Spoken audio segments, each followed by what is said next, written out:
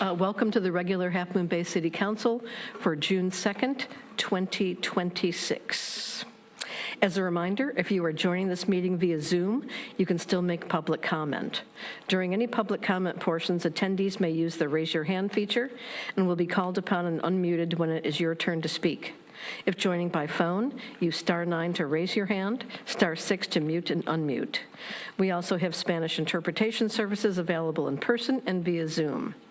On Point Language Solutions is in the back left corner if anyone needs assistance with interpretation services, and On Point will now provide information on how to receive those services if you are in need of them. Welcome, Victor. Thank you, Madam Mayor. Good evening, Madam Mayor, all council members, Mr. Chittister, Ms. Bizano, Ms. Rodriguez, all city staff and members of the public, Victor Hernandez, Spanish interpreter. Buenas tardes. Les queremos dejar saber a los miembros del público que se les proporcionará interpretación en vivo de toda esta reunión en español, y para poder acceder a lo que son los servicios de interpretación en vivo por Zoom, ya sea con una computadora o una portátil, usted tendrá que hacer clic en lo que es un icono de un globo, es decir, un mundo terráqueo que aparecerá al fondo de su pantalla, y después seleccione el idioma en español. Ahora, si usted está usando un teléfono inteligente o una tableta, busque lo que es el menú de 3 puntos, seleccione interpretación y luego seleccione el idioma en español. Por último, usted tendrá que hacer clic en Done o Listo. Ahora, si usted quiere alzar su mano y está por teléfono, por favor pulse lo que es la estrella 9, y para desilenciar su micrófono, el teléfono, estrella número 6. Muchas gracias. Thank you very much. Gracias, Victor, and have a good evening. Could I have a roll call, please? Councilmember Brownstone?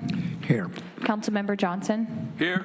Councilmember Nagengast? Here. Vice Mayor Penrose? Here. Mayor Ruddick? Here. We have a quorum. Thank you. All rise for the Pledge of Allegiance.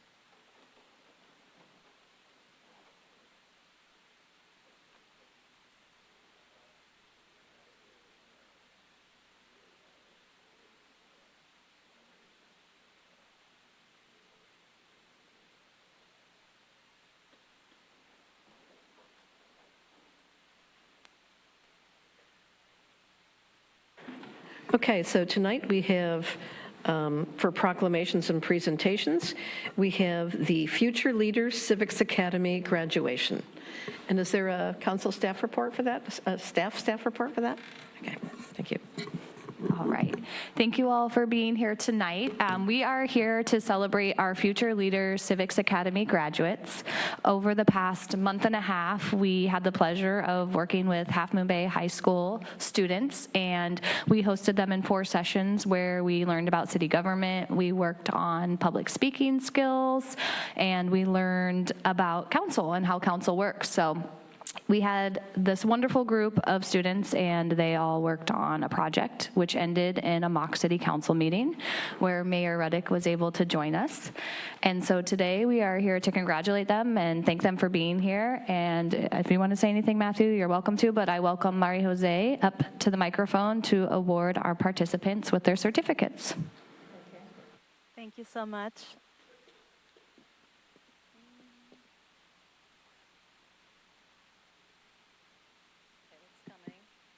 Hi, thank you. It is on. Okay. Hello. It's working now, right? Great. Okay, thank you so much. I would like to ask Abby Barragan. Abby Barragan? Abby Berrigan.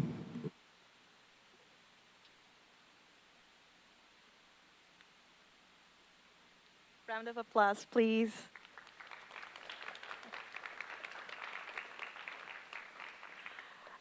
Warren Chittister.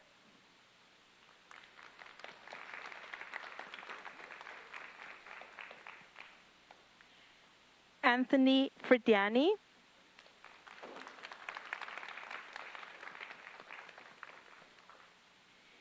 Henry Scarpacci.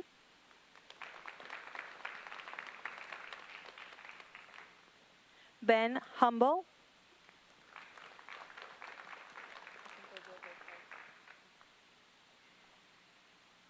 Autumn Seaburn.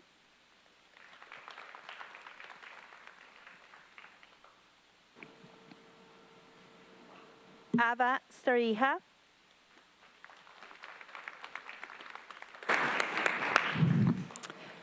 Thank you so much. Perfect. For those of you who got your certificates, if you could come over here so we could get a picture of you with council. Council, if you don't mind.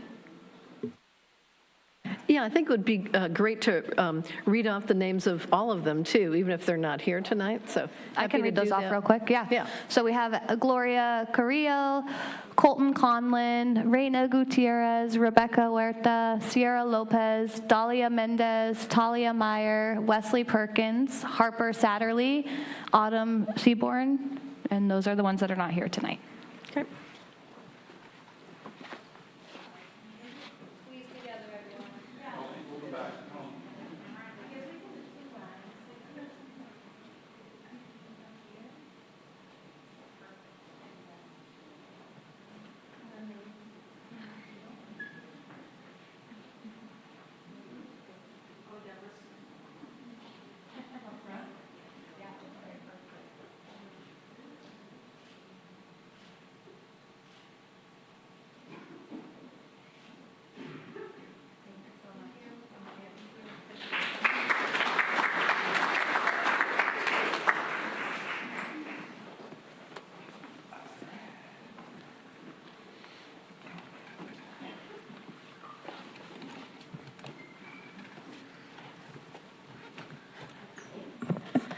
I would say that it was a very good group at the Mock City Council meeting. Everybody relished their roles, and I see a future in government, looking at all these wonderful teenagers, high school students. Don't forget about government as an option for your career. It's much needed, so thank you. We're moving on to the Student Leadership Awards.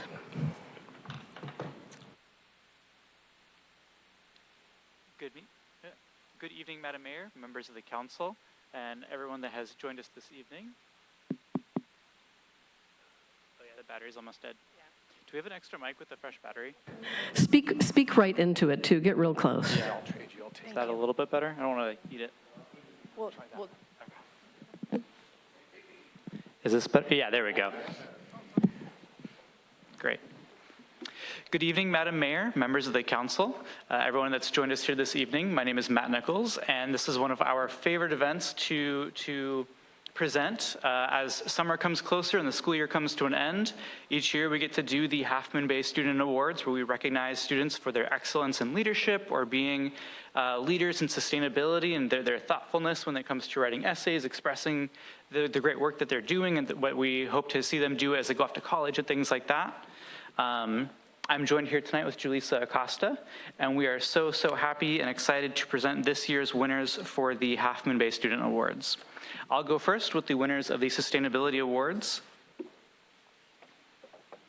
Our first winner this evening is Jack McMillan for his wonderful essay on food waste and the issue of food waste in Half Moon Bay and on the coast side.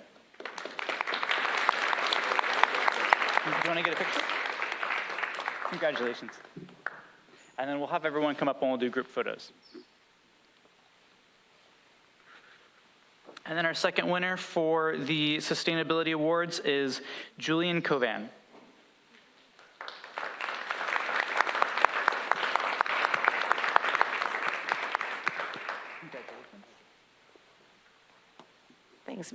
Thanks, Matt. I will be presenting the Leadership Awards, and thank you to our council members who helped us score and review the essays from the students. Our first recipient is Danica Gonzalez Johnston.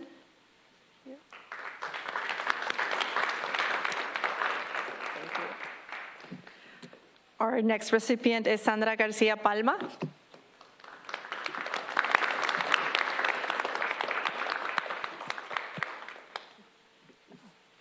Our next recipient is Abigail Berrigan.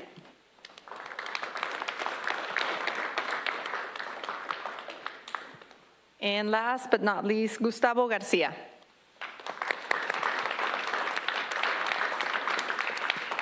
If I can invite all the recipients to come up front for a photo with council.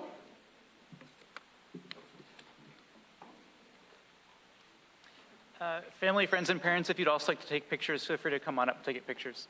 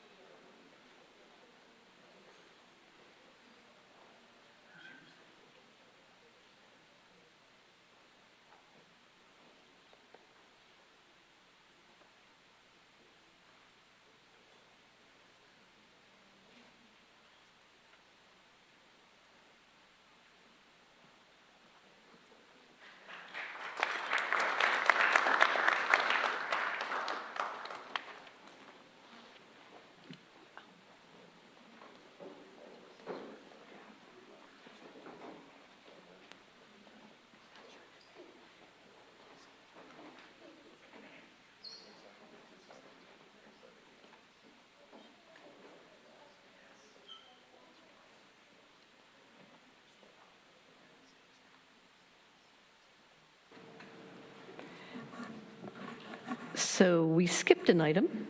We're going to entertain a motion and a second to approve the overall agenda for this evening. So moved. Second. All in favor, say aye. Aye. Any opposed? Motion carries unanimously. So we're moving on to item 3C, which is County Housing Stone Pine Cove presentation.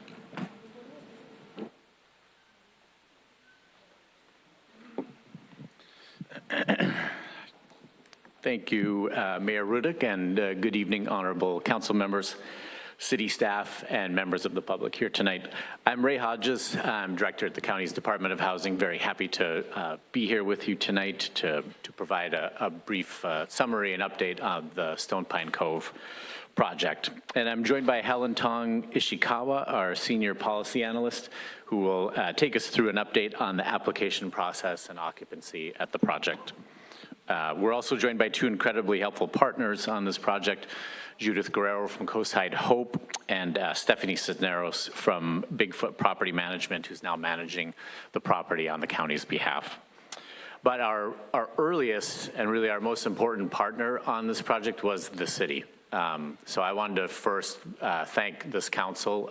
You were instrumental in getting us to where we are today. And city staff, Matthew and Ulissa, really played outsized roles in making this all happen too. So it's been a really great partnership, and we've really appreciated working with your team. Let's see here. So, as you know, Stone Pine Cove is a brand new and really one-of-a-kind 46-unit affordable homeownership project for low-income farm workers, and it's located at the end of Stone Pine Road next to the city courtyard. I wanted to quickly revisit the project timeline, which of course started immediately after the tragedy in early 2023 at the mushroom farms, when there was a call for safe, affordable housing for farm workers, but really, especially at that time, specifically for the households who were directly displaced by the shooting. So shortly afterward, we secured funding through a new piece of the state's Joe Cerna program, funding for the project. So the Joe Cerna program funds affordable farm worker housing, but they came out with a new piece of it that specifically funded home ownership, which we were able to take advantage of at the time. After that, a great deal of work went into first selecting the property, then planning and designing the project, and ultimately obtaining an emergency coastal development permit for the project. But construction started in May of 2024, completion last summer, 2025, and the residents who were displaced by the shooting moved in July, or at least began moving in July 2025. And we expect 100% occupancy shortly here this summer. And I'll just say, you'll hear more in a little bit, but reaching full occupancy took a little bit longer than expected. But the overall timeline for this project, from going from nothing, no idea at all at the beginning of 2023 to full occupancy 3.5 years later, really is unprecedented for an affordable project, but really any housing development anywhere in the state. And that was due to the strong partnerships on this project, working with your team, working with the state, working with the Coastal Commission, even Coastside Hope, Bigfoot, and many others. It was really unprecedented. So the project, it's a mix of 46 1-, 2-, and 3-bedroom homes. To allow for some density, but also speed in construction, we went with a manufactured home product here built by Bigfoot Homes. We're offering home ownership specifically for low-income farm workers, and the site also includes a city playground and a community garden. And the site is now managed by Bigfoot, and Stephanie actually lives on the site in our manager's unit to help residents if needs arise. So like other similar communities, the residents own their homes, but they lease the space underneath it. So to support the acquisition of the homes, the county's providing households with a 20-year zero-interest loan that's forgiven, completely forgiven after 20 years. They make no payments on it. We've built a limited equity share schedule into the program so that they can actually build equity over those 20 years. It increases each year that they stay at the property. So there's no mortgage payment, but the homeowners do rent the space under their homes, and that rent payment is based on their income, and it follows a schedule similar to how rents are structured at a more typical affordable rental project. To be eligible, a family must currently reside in San Mateo County, and at least one member has to be employed in agricultural work here in the county. Applicants must be first-time homeowners and income qualified, and on the slide here you can see the maximum eligible income for various household sizes. Most of the folks living at the site are earning less than this, quite a bit less than this, in fact, but that's the maximum income for eligibility. But then on top of these requirements, we instituted 3 preferences that we thought were very important for the project as it was conceived. The first, of course, was for the households that were displaced by the shooting. The second priority was for eligible applicants living in a place that was found to be uninhabitable by the county's inspection task force. And then the third priority was given to people at risk of displacement because of any number of reasons, high rent burden, overcrowding, and other things. So the preferences did qualify the eligibility and occupancy process for us, but they were important, and we did want to include them, of course. And then finally, I wanted to highlight the innovation that went into making this project a reality. It really is a one-of-a-kind thing, and of course, it began as a response to a tragedy, but it produced something we think is pretty special, and hopefully will provide stable housing for families who need it for many years to come. In terms of political will, in addition to the city and county's roles, the project received state and federal funding, so direct support from all levels of government. And we received broader community support from philanthropy, CZI, and the Sprato Foundation. And it involved heavily, strongly connected partners like CoSide Hope, who could, fortunately for us, who could build trust with the future tenants and help them shepherd them through that application process. I mentioned the streamlined emergency coastal development permit, and then the homes were built off-site in a factory and brought to the site, and that helped us get the construction timeline down from what's more typical 18 to 24 months down to just about a year, which is great. And then finally, the homeownership model really went outside the box, giving farm workers the ability to generate equity with a loan that is forgiven after 20 years. And really, no one else had done this in the state. We were the first award that the state made through this program. So as we were drafting the guidelines for the project, we were copy-pasting them to the state, and they used it to write the guidelines for the program that we had received the award for. So we were really literally building the plane as it was taking off on this. But that was possible because of the partnerships on it. So thank you again, and here I'll turn it over to Helen to give us an update on the application process.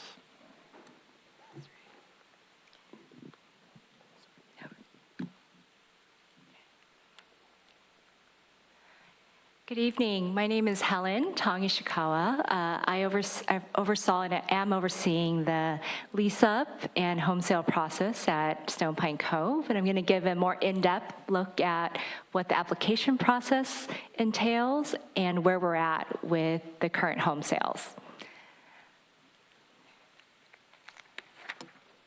All right, so a little over a year ago, we had several community meetings where we shared about this housing opportunity with the community. We had meetings in both Half Moon Bay, Pescadero, where we walked through the details of how someone can apply for Stone Pine Cove. We used a regional housing portal called Doorway. You all may have heard of it. It's an affordable housing portal that's used across the Bay Area. And we were able to receive pre-applications through Doorway. As of the deadline of April 2025, we received about 315 unduplicated applications. So we received a lot of applications for 46 homes. Each application received a lottery number. And so this was a random lottery number. And we began processing applications in order of the lottery number with the priority groups reviewed first. So we wanted to make it fair fair and equitable, so we went through doorway, and there was a lottery process. After the 315 applications were received, we began to invite applicants in groups, so kind of groups of 30 to 40, to begin requesting full application information, right? So the pre-application process through Doorway was kind of the basic information to get them in the queue, and then we started to invite groups of applicants in lottery order to ask them to submit their full application and additional documentation we needed to process their application. This application process, and as you all may have heard, the application process for affordable housing can be complicated, and there's a lot of paperwork. So one thing we did was partner with Coastside Hope. We're here, Judith is here today, to help provide some housing application support to all the applicants. And that was probably one of the big wins for this project, is working with a partner that knew the community and was really able to communicate the application requirements and also work with each of the applicants to collect all of the required documentation for the program. And so for each group of applicants that we invited to submit an application, it took about 4 months from start to finish to get through the process. I provided a sample timeline up on the slide here for an applicant who may have submitted a full application in August of 2025. So I'll just kind of walk through what a typical process would look like. So in August of 2025, if an applicant was invited to submit a full application, they would get support from Coastside Hope to submit the application to the county. And then once everything was received, the county would review applications. It would take us about 4 to 6 weeks to approve or deny applications. And if an applicant was approved, they'd be invited to a home tour. So they'd be able to come by the property, select the homes that they were interested in purchasing and living in. And then after that, they'd be invited to a pre-closing meeting, essentially a home buyer's education meeting where we would talk through the details of the loan program that Ray had talked about, and also what it would mean to live at Stone Pine Cove. So after this final meeting, then they would be invited to close on the home sale and move in a few weeks later. So on this sample timeline that you can see from the full application submission in August of 2025, a household in this group of applicants was able to move in before Thanksgiving, which was really exciting. But it took about 4 months from start to finish to get through our application process.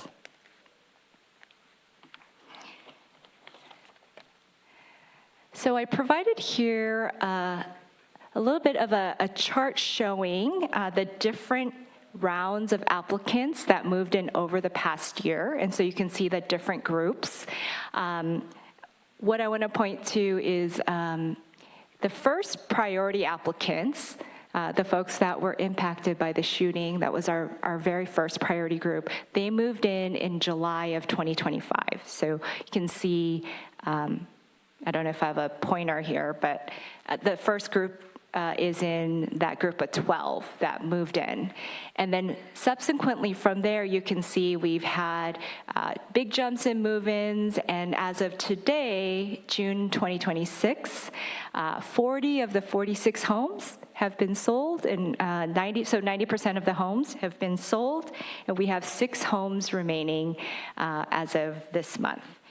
Of those 6 homes, we actually already have 3 of those accounted for. Those households have, 3 of the households have selected homes, and they're scheduled to move in this month. And we're in the midst of reviewing the final applications so we can fill the remainder of the units this summer. I do want to point out on the chart here, you can see that we made big leaps in the first 6 months to sell the homes. And then as you can see in the last few months, the line has flattened out.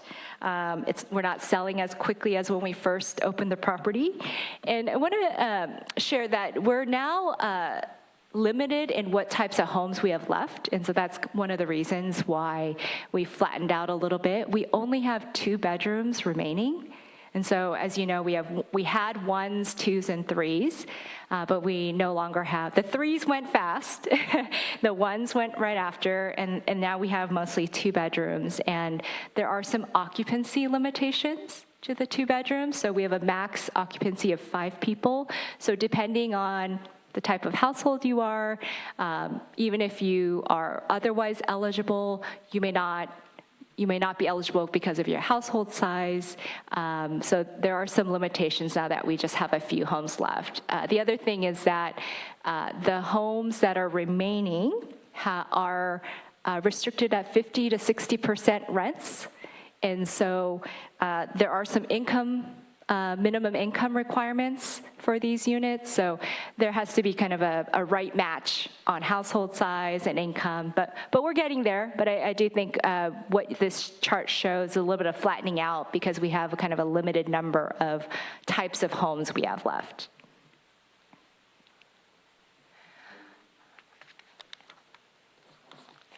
So as Ray mentioned earlier, this was truly an innovative housing model that we've learned a lot from, and with that, we'd share just a few of our successes and challenges that we've experienced through this process, and we're hoping to continue to apply in our future work in this type of program. So I'll start with the successes. I mentioned earlier Doorway, the portal that we use to receive initial applications. We have gotten feedback that it was a very easy portal for folks to use, and so I think this initial submission of pre-applications through Doorway seemed like a good accessible way for folks to submit their application. I think someone in our first community meeting even filled it out during the meeting, so apparently it was that easy.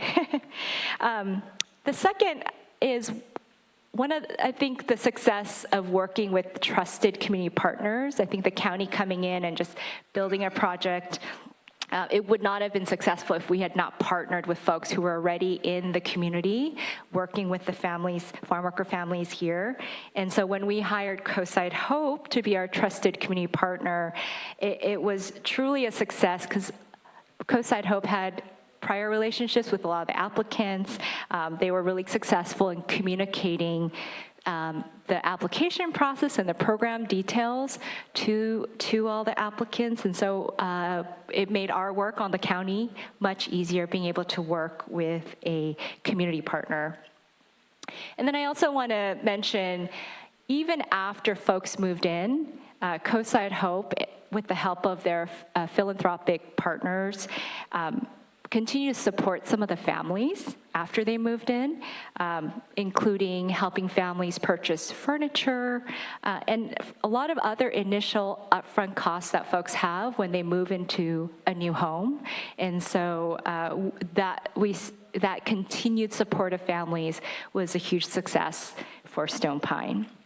And then lastly, these pre-closing meetings that we had with the families, they were very long and tedious and boring, but we really think that the extra time was helpful for the families to get all their questions answered before they made the big step, right, to move into Stone Pine. So some of the challenges, I think, as you all know, we did take time to talk about what this meant for everyone. Homeownership is a very big step. And we did have some families that ended up walking away after the pre-closing meeting. And I think, we were disappointed, but believe that that was the right decision for that family. And it's not always the next best right step, right, for every family. So we had some folks walk away after they learned about the program because they were not quite ready for homeownership. Second, we do have space rents that are sized appropriate to the household's income. So we want to make sure that households are not overly rent burdened. However, even though the rents were affordable according to their income, the amount was sometimes still more than what some families were willing to pay. And I think there may have been other financial obligations that they had as a family, but we did have some cases where some families opted out and they wanted, because unfortunately, even though they were living in less than ideal situations, maybe doubled up or tripled up with other families, the net rent amount was much lower, so they decided to stay instead of moving into Stone Pine. So there were things beyond our control, but there are unique situations like that where folks felt the space rent was too high. We have community rules at the property around parking, guest policies. We do require that this be everyone's primary home, so it cannot be an Airbnb, it cannot be someone's vacation home, and so we made sure those rules were really clear for everyone, all our applicants, and for some it wasn't the right fit for their family, so there were some folks who walked away because of the community's rules. And then lastly, as I mentioned, we had some limited types of units remaining at the end. And so matching the right family type with the unit sometimes became a challenge. And we're at the end, but there was a little bit of lull and flattening out of home sales in the last few months because of the limited types of units remaining.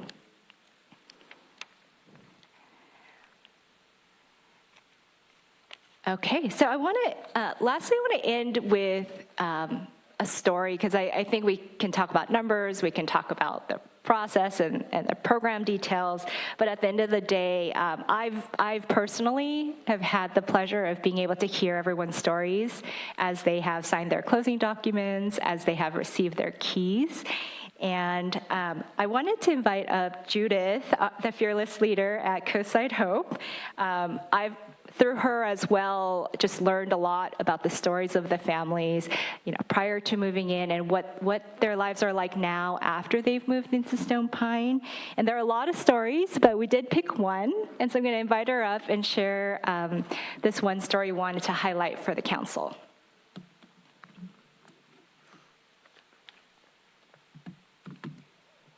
Good evening, council members. And I think you can read the story on your presentation, but I'll read you the full story. This is from a family that moved into Stone Pine. For many years, my family and I were doubled up with another family we weren't related to. It was supposed to be a shared housing situation, but honestly, we were just stuck in a room and never really felt settled or comfortable. There was no privacy, and things often felt tense and unsafe. My family and I dealt with harassment from people in the household, and I was constantly reminded that we could be kicked out at any moment. I couldn't cook freely, and when I did cook, the food I made was taken, and it was not treated as it was ours. Even though we were a smaller family, we still had to pay half of the bills, which just added more stress to an already tough situation. It was an exhausting feeling, like we had no control over our day-to-day lives. Everything changed when I was selected for a home at Stone Pine Cove. It was one of the happiest and most emotional moments I've ever had in years. For the first time, my kids have their own room, their own space, and their own closet. Seeing my family able to relax and feel at home means everything to me. I have my own kitchen and now can cook whenever I want, and we finally have the privacy we've been needing for so long. The biggest relief is knowing that this is truly our home. We're safe here, and no one can threaten to take that away from us. Becoming a homeowner at Stone Pine has given my family the stability, dignity, and peace of mind we've been looking for, and I'm truly grateful.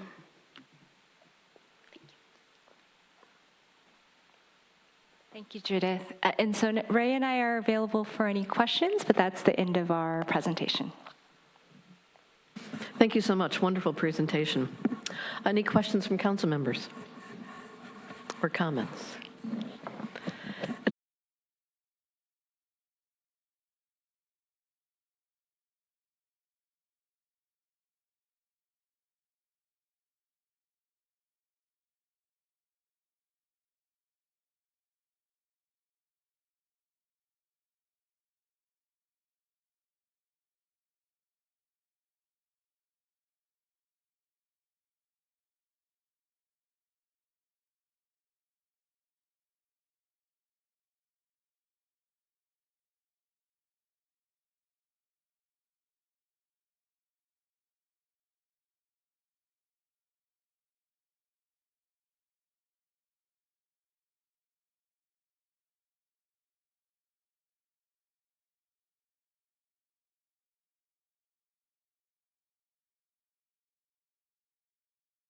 how efficient they are in terms of use of space, even though there's some of them are. Thank you for partnering, and thank you, Judith, for being such a good help to them getting it right. I ventured in there riding my bike, and I wanted to see, because I remember there wasn't, I was like wondering, why aren't they, there's too many vacancies here. So I went in there and I rode my bike, and I think I did it right in the beginning of the year, and there was a gentleman on the left side, and he had one of the first one-bedroom ones on the left side there, and spoke no English whatsoever, and I had my broken Spanish that worked. And he knew I was curious to see how it was. He got what I was trying to do, is I'd like to see. I see the outside. And he was so gracious, brought me inside, showed me his whole, his unit and everything. It was the one bedroom. It was small, but it did everything. And he was kind of like complaining about one thing. And it was the clock on the microwave wasn't working right. And that was bothering him. And I said, well, I don't know where you go on that, but there's going to be someone will fix it. But he was tickled pink, and he was happy. And it was just like literally not even able to communicate. It was minimum, but it was like the smile on this guy's face was just unheard of. It was just beautiful. So you guys did a really good job. I'm really pleased with it.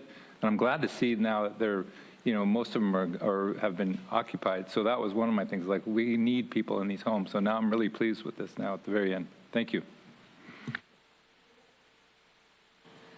Thank you. And maybe a future debriefing too, a year after everybody's moved in, and you can look back and tell a story of how it succeeded. Great, thank you. Thank you. We're moving on to mayor's announcements of community activities and community service. And first, I just want to say congratulations to the Half Moon Bay High School baseball team. Last week, on May 28th, they defeated San Mateo and won their first CCS title. Tonight, they hosted Sonoma Valley for the first round of NorCal championships. They won 3-0 and will host their next game on Friday. So congratulations to the Half Moon Bay team.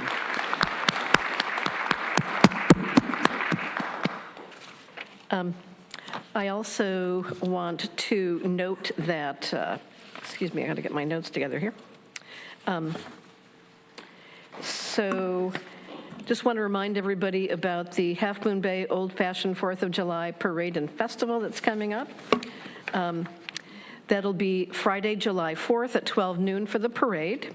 The 4th of July Pancake Breakfast, hosted by the Half Moon Bay Lions Club, will also be that Friday from 8 a.m. to 11:30 a.m.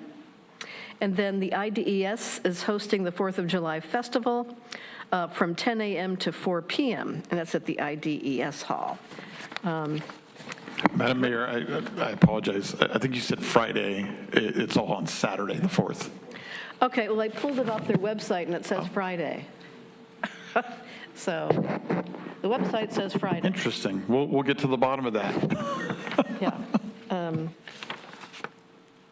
Yeah, Friday, July 4th, that's what it says. Okay. And then, as you know, we've had a lot of Caltrans work on Highway 1, from Montera down to Wavecrest Road is the entire project area. And then starting tomorrow, Caltrans will be moving to do the major Half Moon Bay intersections. I think it's North Main and Highway 1, Kelly and Highway 1, and Poplar Street. And so they're going to be, working on the roadway and the signals again. As you may have noticed, things have gone pretty well since the Memorial Day weekend. So they have somebody on site, and they're trying to, jiggle the signals while the work goes on. So continue having some patience, but we're feeling more and more confident, like they've heard us, heard our legislators, and they're going to work with us to try to minimize the impact going forward. So I will leave that at that. And then item 5 is report out from recent closed session meetings. Thank you, Madam Mayor. This evening, the council met in closed session. The council did not convene on item 4A, which was conference with real property negotiators, but items 4, B, and C were convened, but there's no reportable action. Thank you for that. So we're moving on to item 6, which is commission and committee updates. And the first one is a report out from the Parks and Recreation Commission. Great, thank you very much. Good evening, Madam Mayor, Council, and Community. I'm Karen Decker, Interim Deputy City Manager.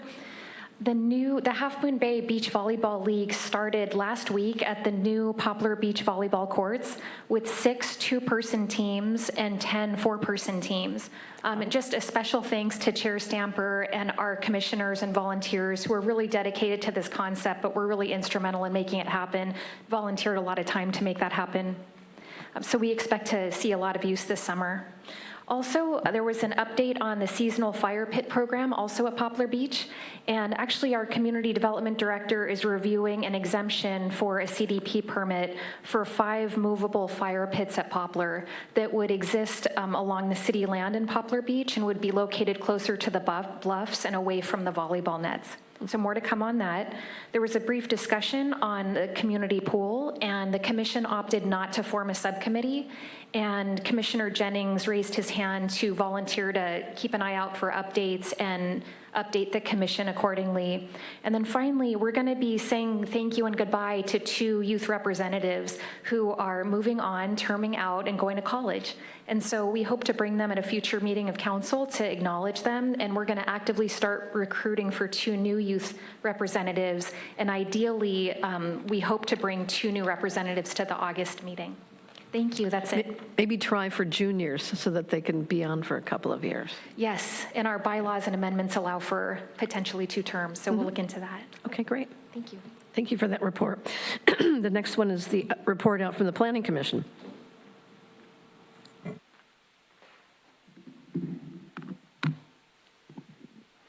Good evening, Mayor and council members. I'm Leslie Lako, Community Development Director.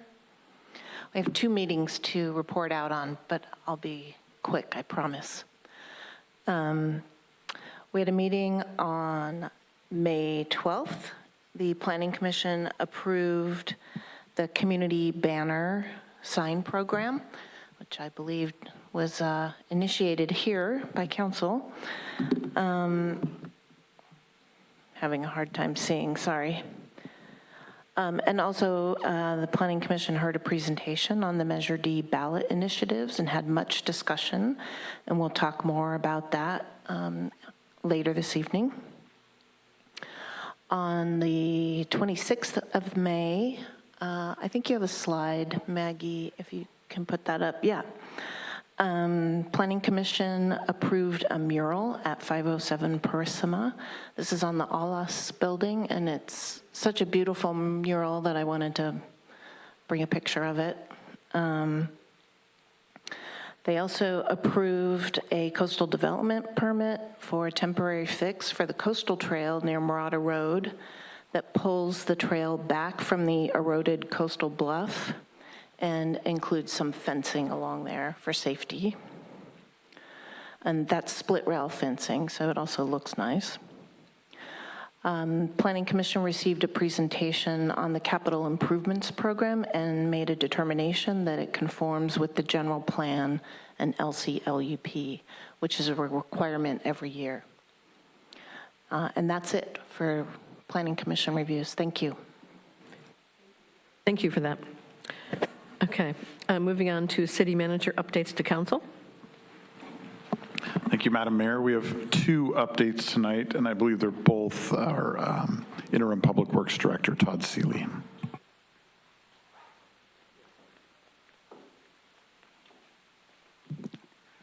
Good evening, Madam Mayor, Madam Vice Mayor, members of council. Todd Seeley, Interim Public Works Director, here to talk with you guys about a couple of things this evening. The first being the local hazard mitigation plan update. This is a planned update from the county. It's been a long process to get this current update going. It's a lot of front-end work for the city, and now it's kind of in the public hands. So it's in the public comment and review period. I believe it goes through June 14th. Currently, as of today, they dropped off 2 complete printed copies of the LHMP, the draft at the library, at the Half Moon Bay Library. So there's actually 2 physical copies for folks to review and They can take a look at it and see if they agree or disagree, if they have any comments, they want to add anything along those lines. Again, it closes on June 14th, so very important that members of the public take a look at that, and if they have any concerns or comments, that please send them up to the county emergency management. The second item tonight is the Main Street Bridge. I think this might be the fourth meeting I'm here to talk to you all about the Main Street Bridge. Unfortunately, with our Carmageddon event that we had the week leading up to Memorial Day, we were scheduled to start the Tuesday after Memorial Day, and we couldn't in good conscience start on that project and potentially put more traffic on the street if we didn't know what the traffic patterns were going to look like. Since Caltrans has started addressing it, traffic obviously has calmed down quite a bit, so we're hopeful and optimistic. We are going to keep monitoring that. Tentatively, because of that delay, though, and working with the contractor that's actually doing the work, the new start date is tentatively scheduled for July 7th, so after the 4th of July weekend. It's very unfortunate.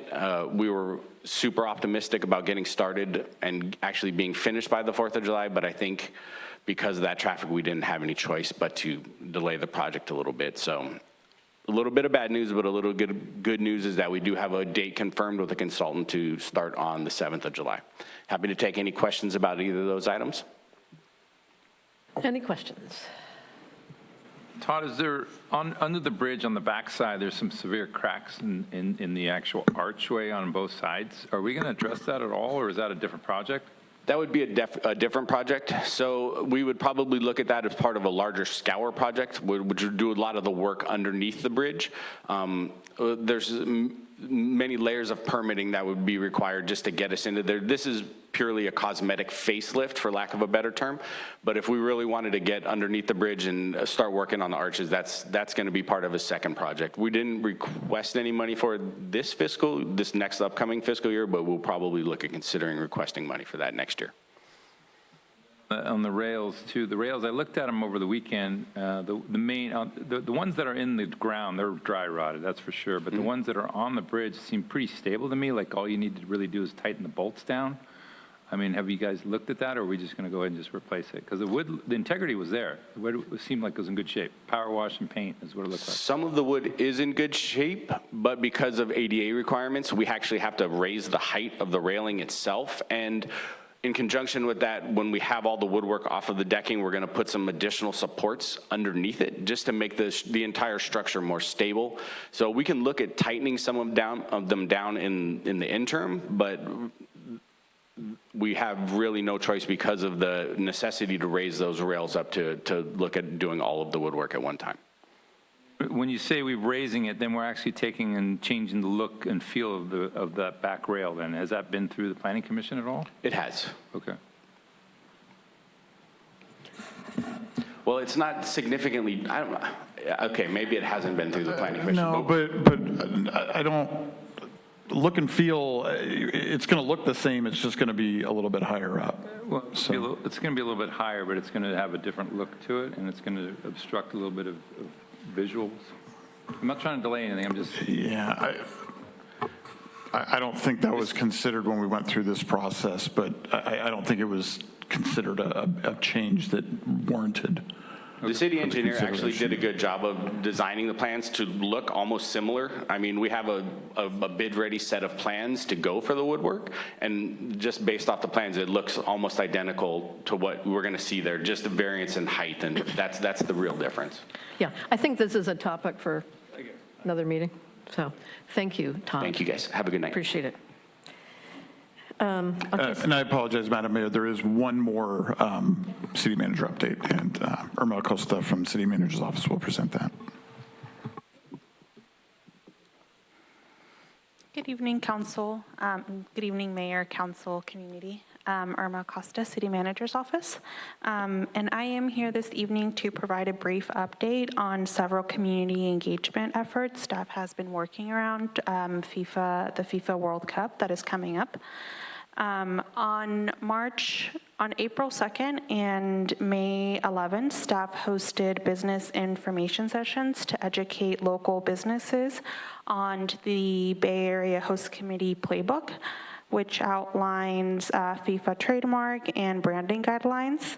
The session focused around helping businesses understand what types of promotions, activations, advertising, and marketing activities are permitted within the playbook. Staff also provided information on regional planning efforts and opportunities for businesses to benefit from the increased tourism expected due to the tournament. In addition, staff used these meetings as an opportunity to discuss local activation efforts, answer any questions from businesses, and encourage participation in city-led initiatives like the Downtown Soccer Passport Program, which currently includes participation from around 28 businesses. The program encourages residents and visitors to explore and support local businesses, collecting stamps from participating locations.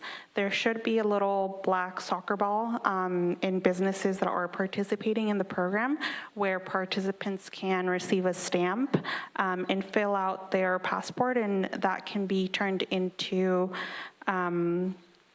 a raffle that we're going to be drafting at a city-led initiative that we're calling the Fun Zone, which I will provide a little bit more detail about that, where there will be prizes from stuff that businesses have donated. We are also hosting a Fun Zone. This will be held prior to the 4th of July parade, and it'll be hosted at Carter Park from 9 a.m. to 10:30. It will feature family-friendly activities, youth soccer programming, community performances from local organizations, and some demonstrations from Raul Castillo Academy. And again, there will be a raffle opportunities tied to the passport program. And lastly, due to the anticipated increase in visitor volume due to the tournament, the city hosted a human trafficking awareness training that was led by representatives from the San Mateo District's Attorney's Office that focused on recognizing trends in human trafficking, understanding available resources, and how the community members can assist in prevention and reporting efforts.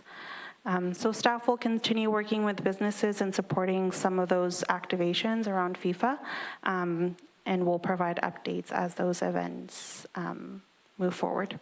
Thank you. Thank you very much, Irma. Any questions? Okay, we're going to move along then. The next item is public forum. Since we have a long meeting tonight, I'm going to allow 2 minutes per person. And we will start with Lisa Kramer.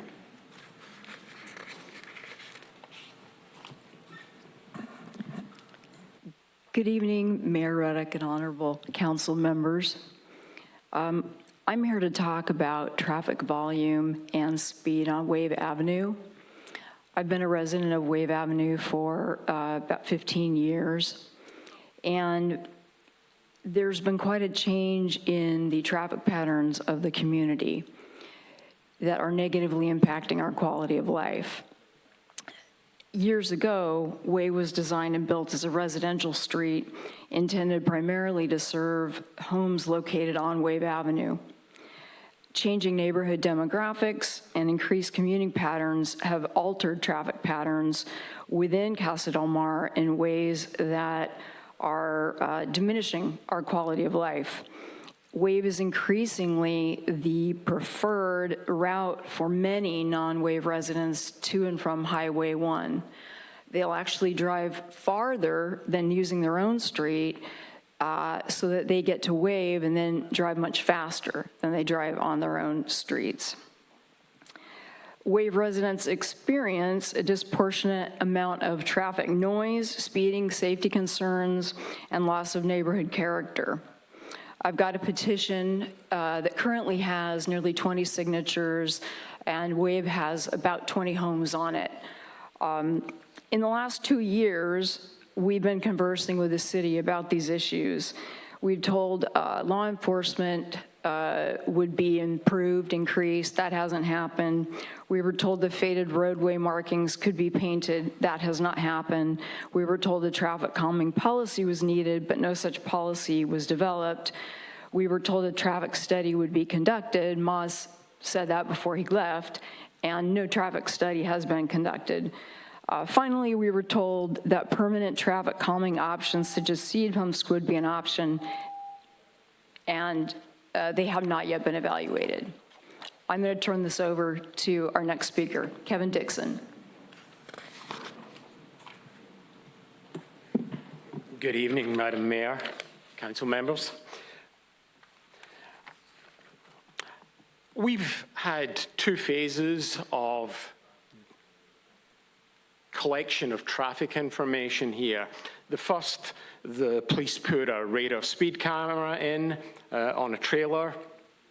It actually worked for the time period it was there. It worked in one direction because it's only ever looking at traffic coming in a single direction. We went back and we talked to Public Works again about this, and Public Works installed another pole-mounted radar speed detector. Again, this one is a one direction, but it's facing in the other direction. What we're getting from that is data this time. After it had been working for several weeks, we sat down with Public Works, and the be-all and end-all was that they said that the data that had been collected would not support us doing anything about traffic calming. The problem that we have with this is when we went and researched this, there are different types of traffic calming. If you look at what the Federal Highway Administration and what Caltrains say, radar speed detectors are not considered what they call neutral data collection devices. There's a type of device called a traffic data classifier. It's the little black box that's got the two lines that run across, and it records good quality data. The problem with the radar speed detectors is they basically alert traffic and they try and influence behavior. They only do it in one direction. So our issue is we do not believe that we have good data to support a Public Works decision here. And we'd like to address that in some way. Thank you. I'm going to pass it off to Tom now. Thank you. The next speaker is Tom Roman.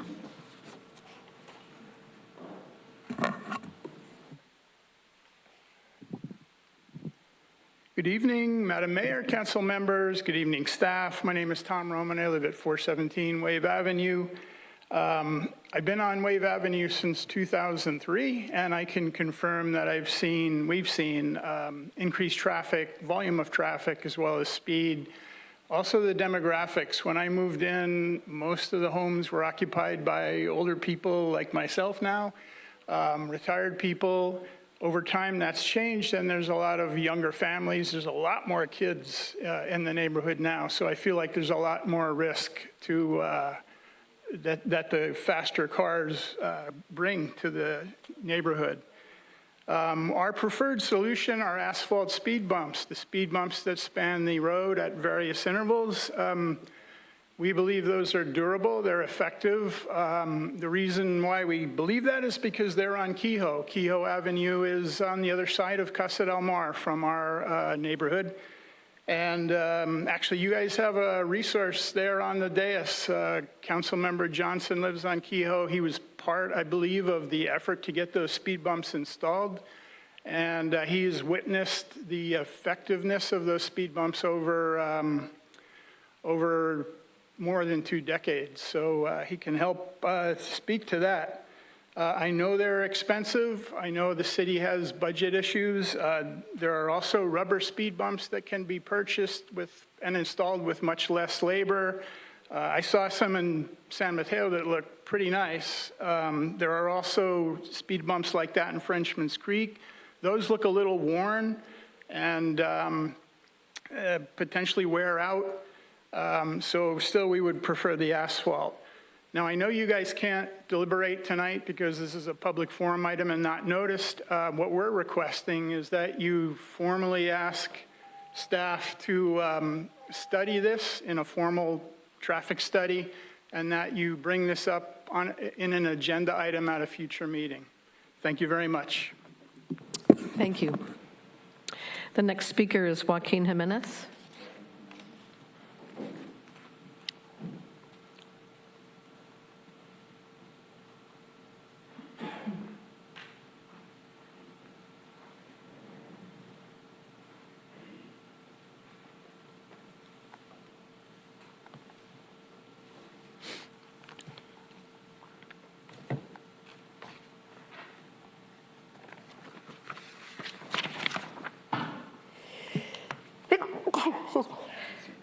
Bless you.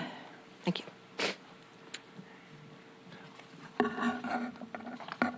Good evening, Honorable Mayor, Council members, city staff, members of the public. My name is Joaquin Jimenez. And I'm here to talk about Vaquero Days. It's an event that we do every year in August. And this is a save the date flyer. We are getting ready for a good event. Last night I was at the Farm Bureau to invite them to participate in the event, and we're expecting to have a 2-day event, actually a 3-day event. We're having a lot of families coming in from the Central Valley, so the Half Moon Bay, Half Moon Bay will receive a lot of benefits about people staying overnight, Friday night, Saturday night, and maybe even Sunday night. As I understand, there's another event happening this weekend in Half Moon Bay, and we, Vaquero Days, we have nothing to do with this event. There's a horse event. Actually, there's 2 different horse events. So in case you see horses around town, we have nothing to do with that one. This is the one that we do. Please follow us on our social media on Instagram, Vaquero Days HMB. Is becoming very famous, across California. We are expecting families to come all the way from San Fernando Valley and Fresno, Modesto, Merced, and of course here in the Bay Area. So Vaquero Days is happening August 15th and August 16th. Please look at the flyer, and expecting to have a excellent weekend during that weekend. Thank you. Thank you. The next speaker is Harvey Rarbach.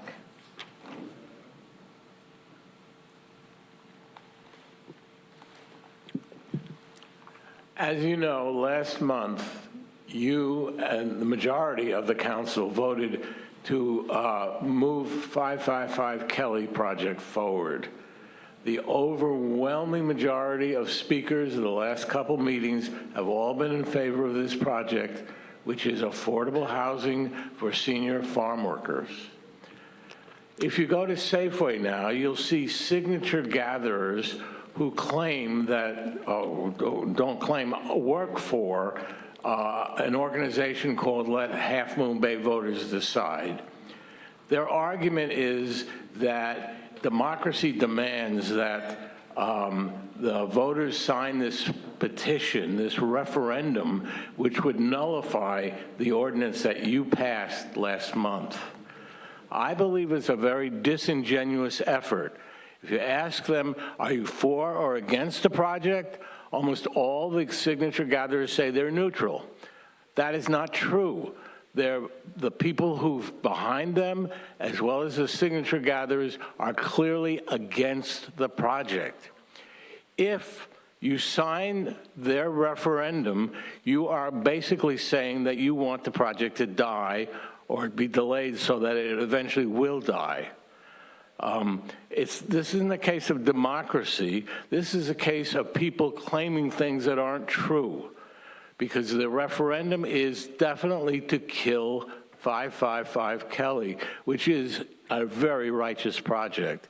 So if you're against the project, by all means, sign the referendum.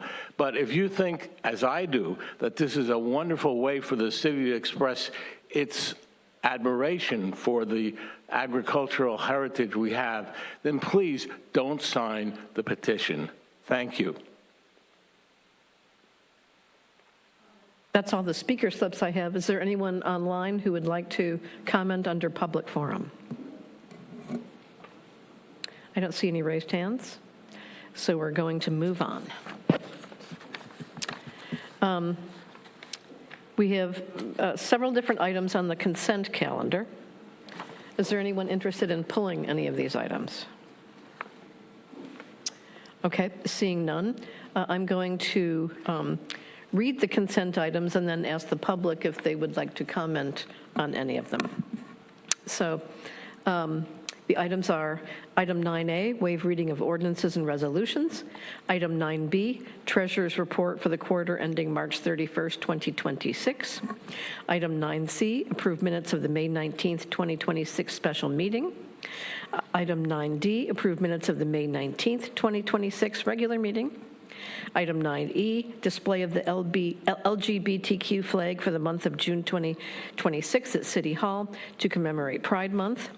Item 9F, resolutions calling for the holding of November 3rd, 2026 general municipal election. Item 9G, acceptance of auditors' reports from the fiscal year 2023-24 audit. Item 9H, acceptance of the auditor's reports from the fiscal year 24-25 audit. Item 9J, final acceptance of the John L. Carter Park Improvements Project. Item 9J, amendment to agreement with Mays & Associates for independent auditing services. Is there anyone in the room who would like to address any of these items, or anyone online? You can raise your hand to speak now. Seeing no one in the room and no one online wishing to address these items, I'll entertain a motion to approve in a second. So moved. Second. I'm going to ask for a roll call since there's audit reports on here, just to be on the safe side. Could I have a roll call, please? Councilmember Brownstone? Yes. Councilmember Johnson? Yes. Councilmember Nagengast? Yes. Vice Mayor Penrose? Yes. Mayor Ruddick? Yes. Motion carries. Okay, moving on to item 10, which is ordinance and public hearings. And the first item is item 10A, compliance with Assembly Bill 2561, Government Code Section 3502.3 regarding vacancies, recruitment, and retention efforts.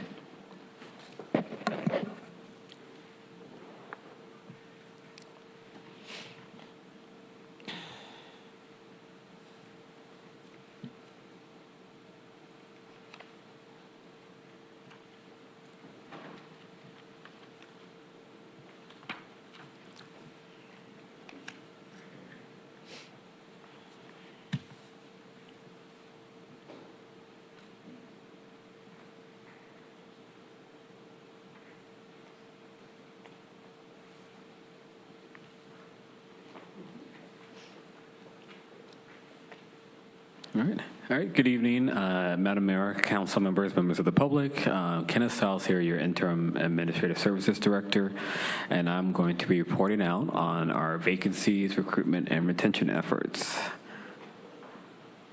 So AB 2561 is a bill passed by the state back in September of 2024. And what's in it is that agencies must present the status of vacancies annually and before the budget adoption. So this is what this meeting is. There are also additional requirements if an agency has a vacancy rate that exceeds 20%. So today's presentation is going to be a little bit more robust than in prior year. So here on the screen, we have our vacancies as of April 30th, what it was on that date, and it's broken out by the bargaining unit. So the first one, Local 39, that unit has our maintenance workers, our technicians, our administrative staff. We've budgeted about 17 FTEs, but only 11 have been filled, and our vacancies are 6. So our vacancy rate for that bargaining unit is 35%. Represented management, this is our middle line managers and professional staff, so managers, planners, engineers. We have about 5 vacancies there, and that's about 26%. Confidential, we have a handful of kind of oddball classifications that are between management or a little bit higher. This is where the finance manager is, this is where HR is, this is where the city clerk is. So classifications that also deal with highly confidential items. We have one vacancy there, and in the exec team, we have one vacancy there as well.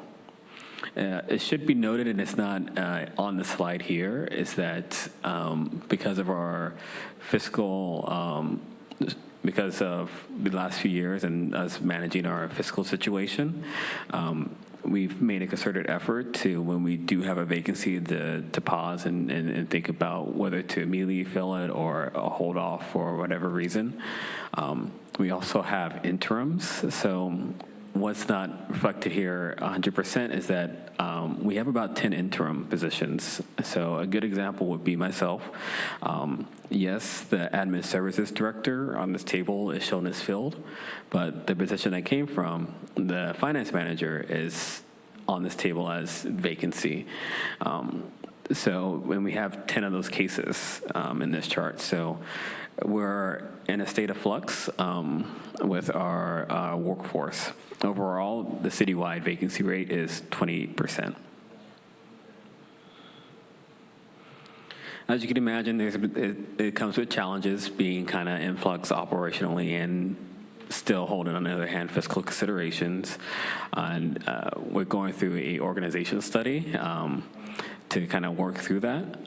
And another challenge, though, is kind of the broader challenges that applies to a lot of Bay Area cities. Is just the cost of living, the commute.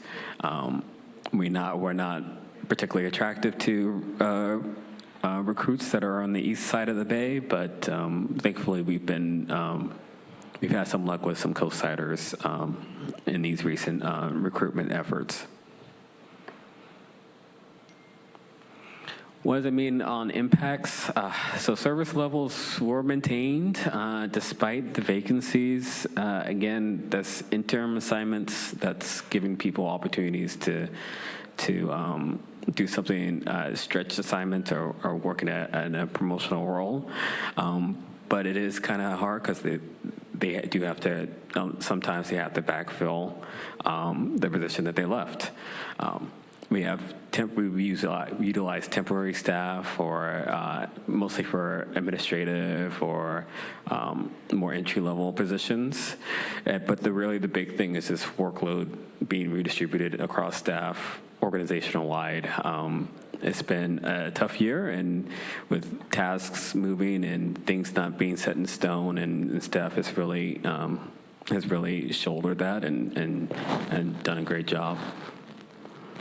Some of the opportunities, as I mentioned before, is the citywide organizational study. We started this early spring. Hopefully that will conclude in fall. But that's taking a look at our organization as a whole, how we can best deploy our human resources or our staff to deliver services and maintain them across for the community.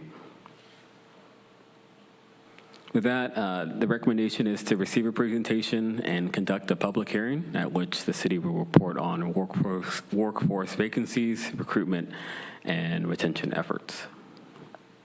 And with that, I will take any questions as well. Thank you for that. Any clarifying questions? Okay, so this is a public hearing. I will open the public hearing and ask persons in the room or online to come forward if you'd like to comment on the item relating to city vacancies. I see no one in the room. Is there anyone online who would like to comment? I see no hands raised, so I'm going to close the public hearing and bring it back to the City Council for any additional questions or comments. Anybody?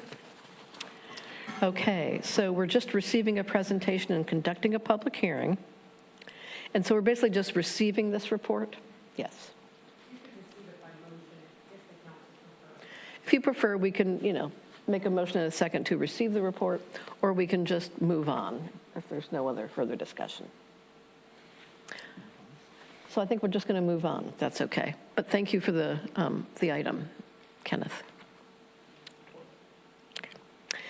We're moving on to item 10B, which is the fiscal year 2026-27 master fee schedule. This is also a public hearing, and we will be asked to adopt a resolution adopting an updated master fee schedule for the coming fiscal year, and approving a 1.7% consumer price index adjustment to certain applicable fees. Thank you. As mentioned, yes, this presentation is on the master fee schedule. A little bit of the history. So last year, the city completed a comprehensive cost allocation and fee study. What that means is the city took a look at all the services that it provides, figure out how much it costs to provide those services, and then from there, determine what the best fee kind of reflects what council deems to be an appropriate cost recovery.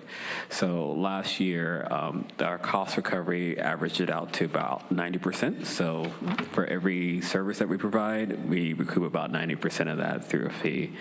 And the services are building permits, engineering fees, any administrative fees, things like that. In that study, council approved also to have these fees, most fees increase automatically with CPI.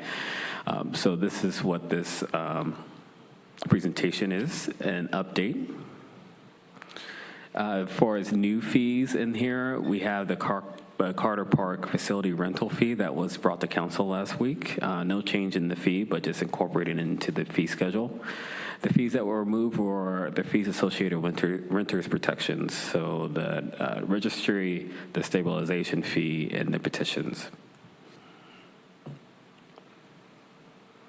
The CPI adjustment for this year is 1.7%, and then it affects most fees except for impact fees, which has to have their own separate study. Impact fees, maybe like sewer connections or something tied to development. And then also facility rental fees. There's no changes and no CPI change with that. And of course, there's no change in the cost recovery philosophy. The idea is just to keep up with CPI until we need to do another cost and fee study again, which will probably be 3 years from now. If council were to approve this, any changes to any fees will be effective August 2nd. And that was essentially it. My recommendation is to conduct a public hearing and adopt the resolution adopting an updated master fee schedule for fiscal year 2026-27, and approve a 1.7% consumer price index adjustment to certain applicable fees. Thank you for that report. Any clarifying questions first? Then I'm going to open the public hearing. Members of the public who are in the room, you can come to the podium now to comment. Or if you are participating online, you may raise your hand and the city clerk will unmute you. I see no one in the room, no one online. I'm going to close the public hearing and bring it back to the council for any additional questions or comments. The motion would be to adopt a resolution adopting an updated master fee schedule for fiscal year 26-27 and approving a 1.7% consumer price index adjustment to the certain applicable fees. Could I have a motion then? So moved. Second. Roll call, please. Councilmember Brownstone? Yes. Councilmember Johnson? Yes. Councilmember Nagengast? Yes. Vice Mayor Penrose? Yes. Mayor Ruddick? Yes. Motion carries. Okay, I'm going to suggest that we hear item 11A, which is the Measure D item, and then we'll take a break. Okay? So the next item is 11A, ballot measure amending Measure D, the city's voter-approved residential growth limitations program. I'm going to recuse myself. And could you tell us why, please? My partner, wife, Hazel, was on the Planning Commission in 2024 when this item came before the Planning Commission. Mapping, there was another component of it, but the mapping was a part of it. And we had some pretty good discussions in our household about that, and I just want to recuse myself. Does Councilmember Nagengas need to leave the room? So if Councilmember Nagias is recusing himself in abundance of caution, is what I understand that he's doing, then I would recommend that he leave the room for the duration of the item. So after this, there will be a break anyway, so we'll let you know when we're ready to break. Okay, thank you.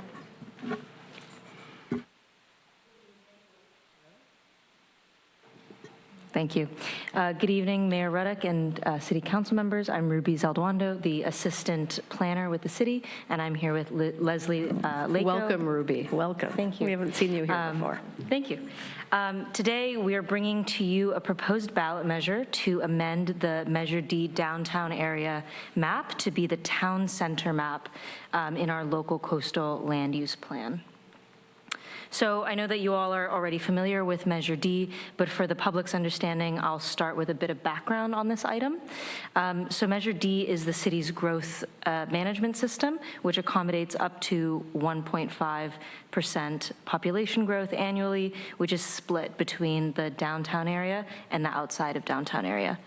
So the downtown area boundary was defined as the 1998 Half Moon Bay redevelopment survey area, which you can see on the slide. And the full Measure D text can be found as an attachment to the staff report. So in March of 2024, the City Council directed staff to prepare a ballot measure to add exemptions to Measure D and to modify the downtown area map. In July of 2024, following Planning Commission recommendation for City Council to only consider the map change, City Council decided to not place any Measure D amendment on the ballot after all. And then in January of this year, City Council again directed staff to prepare a ballot measure amending Measure D, this time only updating the existing downtown map to be the town center map from our 2020 local coastal land use plan. Planning Commission reviewed this proposed measure on May 12th, and they did not approve the recommendation to place the measure on the ballot. Instead, they approved a motion to send a summary of their discussion to City Council, which is also included as an attachment to the staff report. So looking closer at the proposed map amendment, again, on the left is the existing downtown area map, and on the right is the town center map from our local coastal land use plan, which serves as the city's land use element of the general plan. Though for better legibility and comparison, we reproduced the maps on this slide. Again, the existing downtown map is on the left, and then the proposed town center map is on the right. And I'll pause here for a moment so that everyone can kind of digest the differences between the two.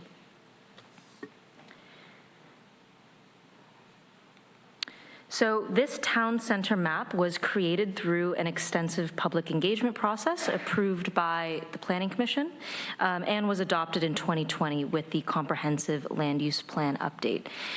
This town center map is acknowledged as being more reflective of the community's real perception of the downtown area and has become relevant in other city policies since 2020.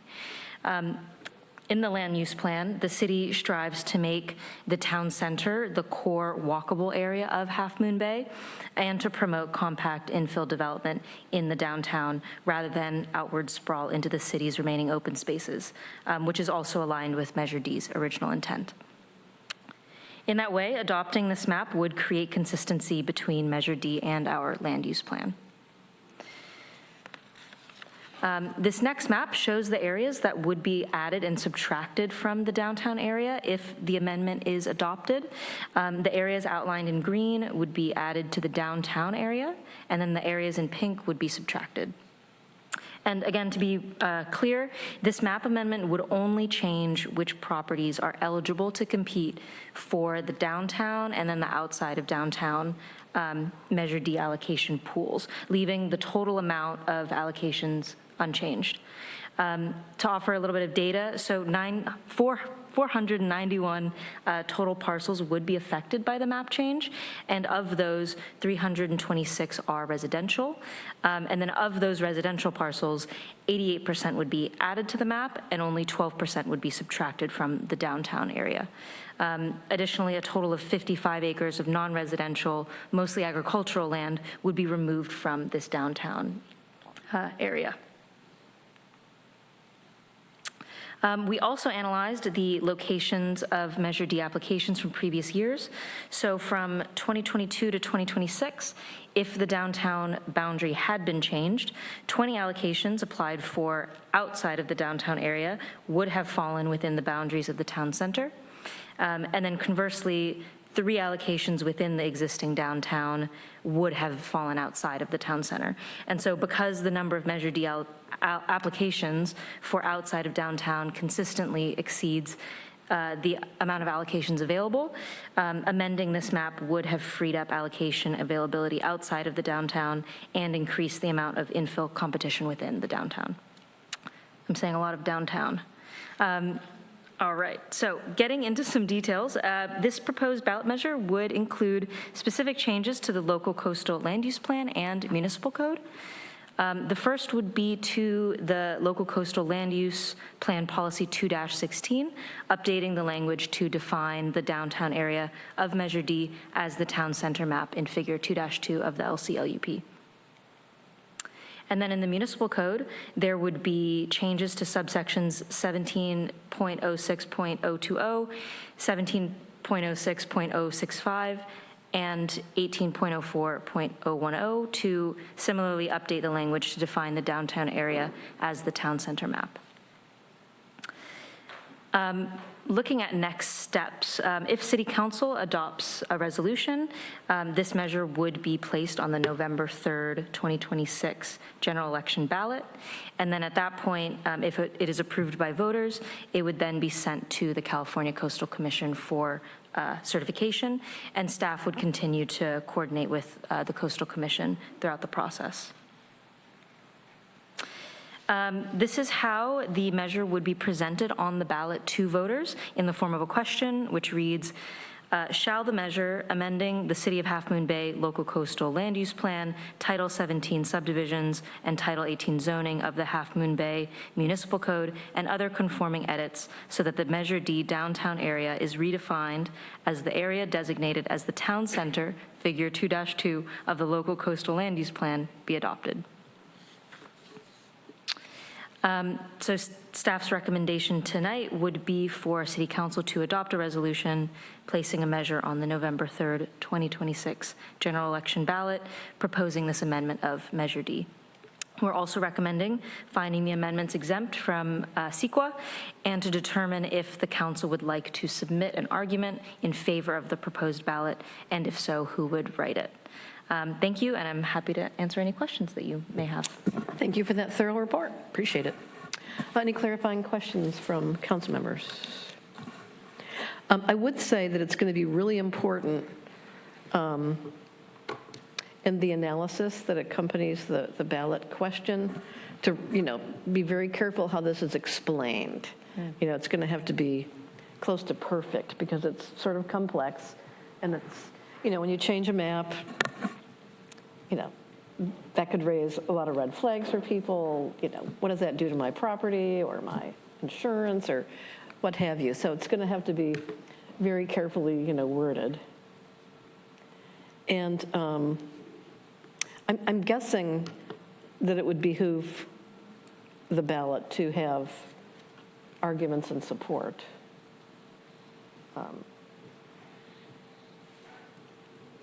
But I'm open to hearing from other council members before asking the public to weigh in. Council? Well, I was just going to say that that could be something that the council takes up during deliberations if they want to discuss having the council write the arguments or particular council members to write the argument in support of the measure, or if you want to leave that to somebody else to draft.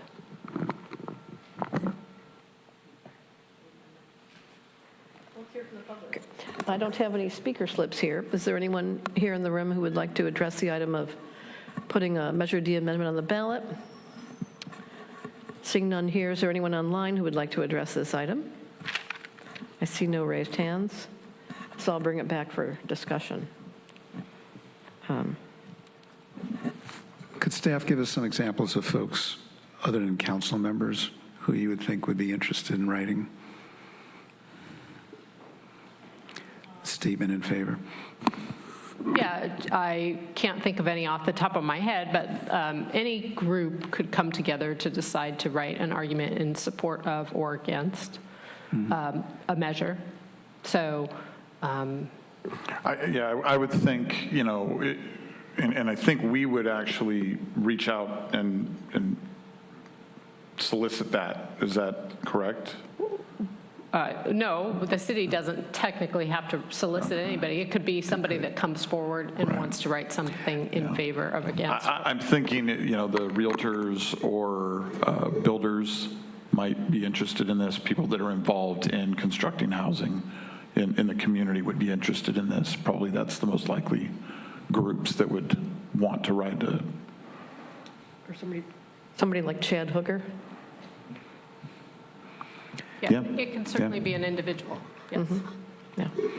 And whoever writes arguments for, then it'll be open to people writing arguments against. It goes back and forth a little on a ballot, typically. Right, and there could be multiple arguments submitted, and then the clerk would have to decide which ones actually get. And if I heard you correctly, we don't have to solicit, but we can ask. We can ask if some folks might be interested. Individual council members can certainly ask. Okay. Yes. Got it. Okay.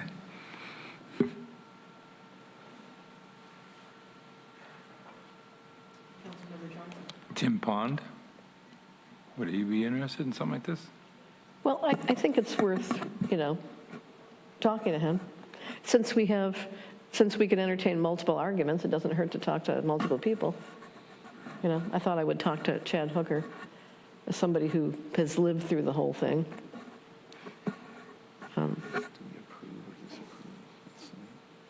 Yeah, so how do you approve or disapprove, reject arguments? So the clerk would be reviewing them as submitted, and then if there's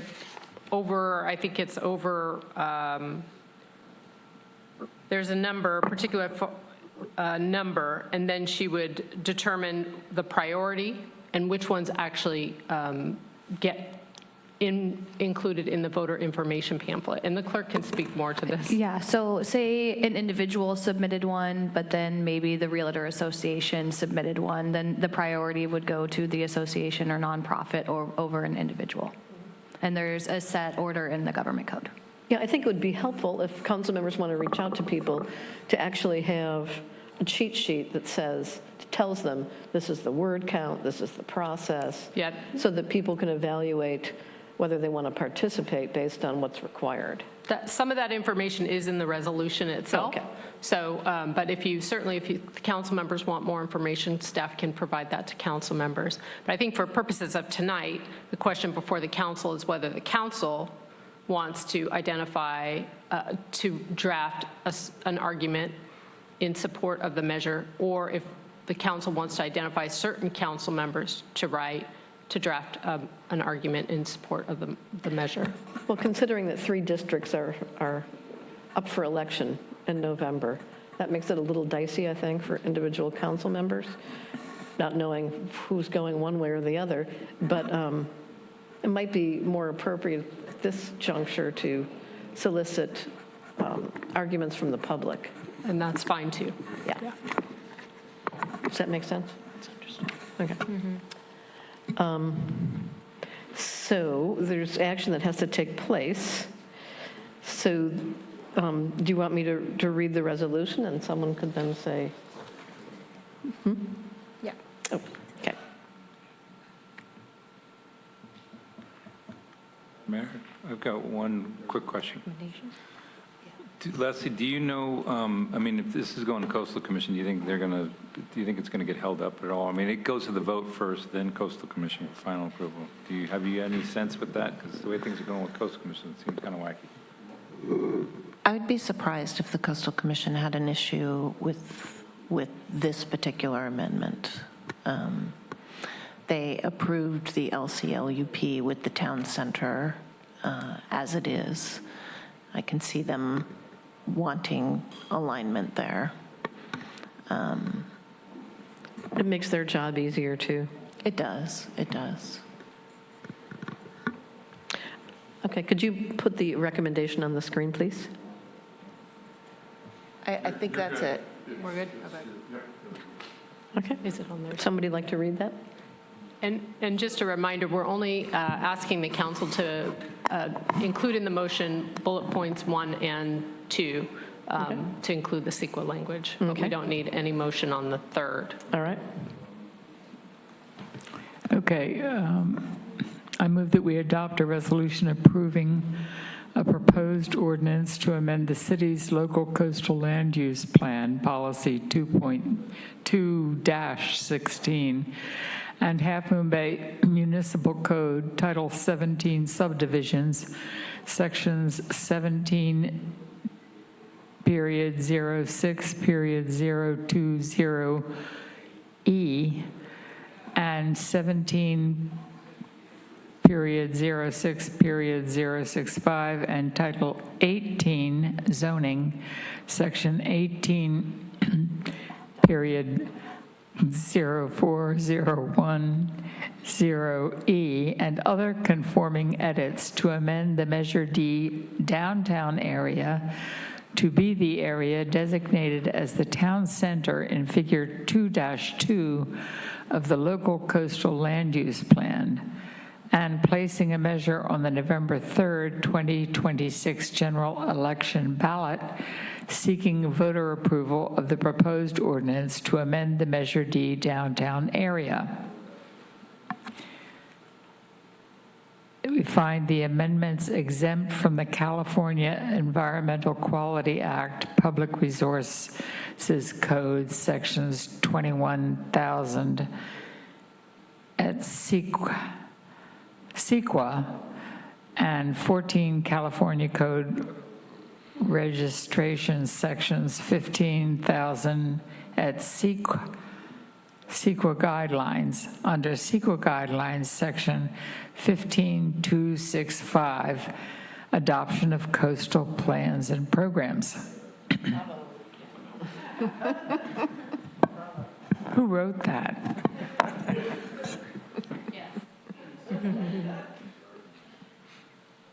Second. Roll call, please. Councilmember Brownstone. Yes. Councilmember Johnson. Yes. Vice Mayor Penrose. Yes. Yes. Mayor Ruddick. Yes. Motion carries. Okay, we'll take about a 5-minute break at this point. Madam Mayor, so the direction on item 3 is that the council doesn't wish to proceed with submitting an argument or selecting council members to submit an argument. I think that was clear. Okay, thank you. Yeah, okay. We'll be back at about 10 of 9.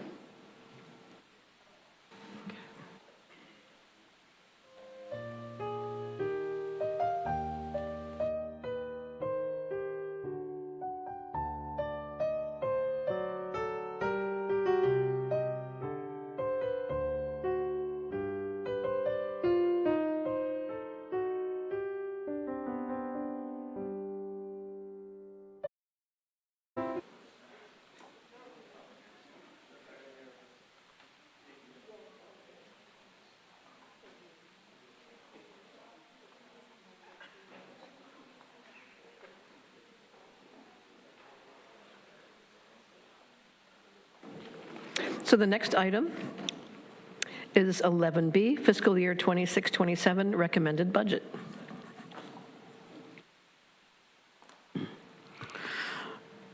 All right, good evening. So yes, this presentation is going to be going over the draft budget for next fiscal year. Our fiscal year runs from July 1st to June 30th. This is going to be a fairly quick presentation, but there's more detail in the agenda packet. And one thing to note that's not in the presentation, but is in the packet, is that the status of this current fiscal year. So as I mentioned with the vacancies in the earlier presentation, with those, it's expected that we're going to have quite a bit of salary savings, and you're going to see it in one of these slides. The salary savings is going to be able to balance out next fiscal year. With that, the revenues. So here is our revenues table for next fiscal year, with the top 3 taken out. For TOT hotel tax, we're estimating about $9.9 million, which is relatively flat, only an increase of about $50K. Transit and occupancy tax is estimated out by using prior year actuals by the month. So this is essentially saying if we do just as we did exactly the same as we did this year, this is what the number would be. We tend to take a pretty conservative approach with TOT. It's pretty volatile. So this is what came to be for going into next year. Property taxes, we have $4 million, which is a decrease of about $250K, and this is all vehicle in lieu fees, which is a piece of property taxes.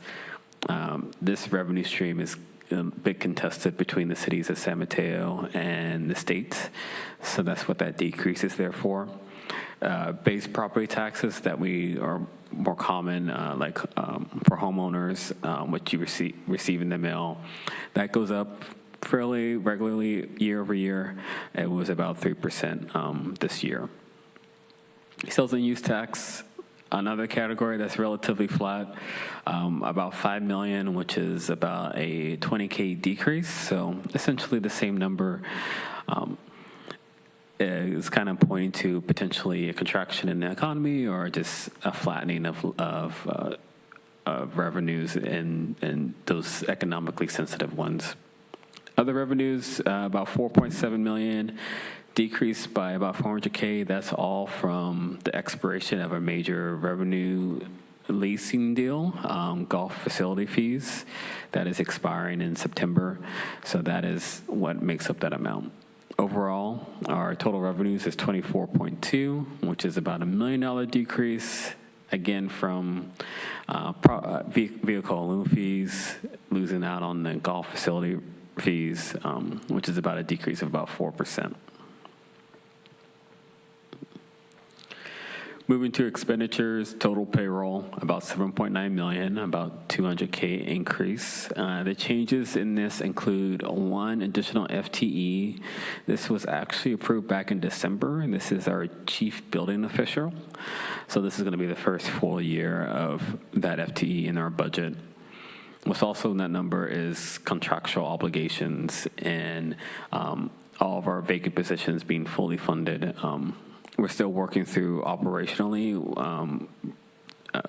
what positions to fill and how the overall structure is, but we have everything fully funded to give us that space and flexibility. Supplies and services total is about $13 million, about an $88,000 decrease, or less than 1%. We have increases in more non-discretionary obligations, public safety up by about $600K. This is sheriff contract, 911 dispatch, animal control. We have decrease in the resolution of some major litigation costs, so the city attorney is down by about $500K, but we have two potential cases that exist, so this number may change greatly depending on if they come to fruition. For departments, you can see this is for our operating departments, a bit of a handful of changes in all the departments. Admin services, about $40K, additional support for labor relations, city clerk communications, website design services, more advertisement. City manager's office, that increase of about 30K, that's to fully fund the CSFA program. That item is coming before council tonight to figure out the actual funding level, but for the budget purposes, it's just the full amount that we've done in previous years as a placeholder. Community development, so you can see this is a decrease of operational expenses of about $300K. That is because we're shifting. We used to have a contracted building official, but now that we're switching to in-house staff, that contract was greatly decreased. And then Public Works, we have an increase of about $35K, mostly for street-related repairs, but also GIS parcel software. Other operating expenditures, debt service, we have two outstanding debts, the library and Stone Pine, no change there, about $900K. Pension going up a nominal amount by about $90K, going up to $1.5 million. Internal service transfers. So last year, we decided to not contribute to the risk management fund, both as a budget balancing act, but also because that fund is relatively well-funded. But for this budget, we're recommending to contribute to the risk management fund, so that drives that increase of about $300K.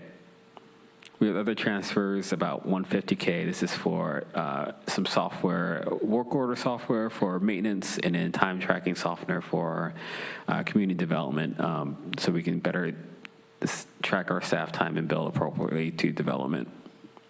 Overall, our total expenditures is about $25 million, or about $700K more, or about 3%.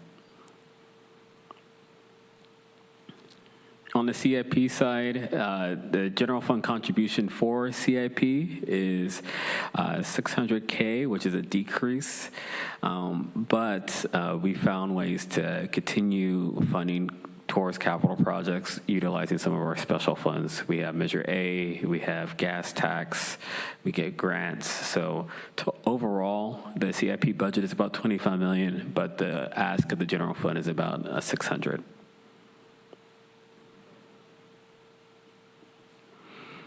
This is what the budget all is laid out. You can see our revenues, 24, our expenditures, about 25.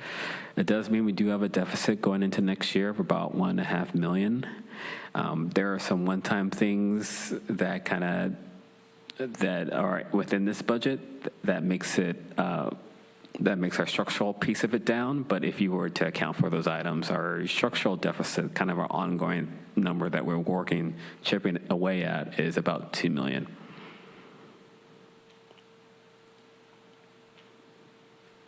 Reserves and fund balances. So this slide is just showing what our ending assigned fund balances, that first column, what we think we're going to end the year at. We think because we had some salary savings and some operational savings, we think we're going to end this current fiscal year with an unassigned fund balance of about $4.2 million, which is quite a bit. But going into next year with our deficit of about 1.5, the recommendation would be to use that unassigned fund balances to meet that deficit. The good news, though, is that the reserves will be about $12.5 million and will be fully funded. Fully funded means 50% of our operating expenditures.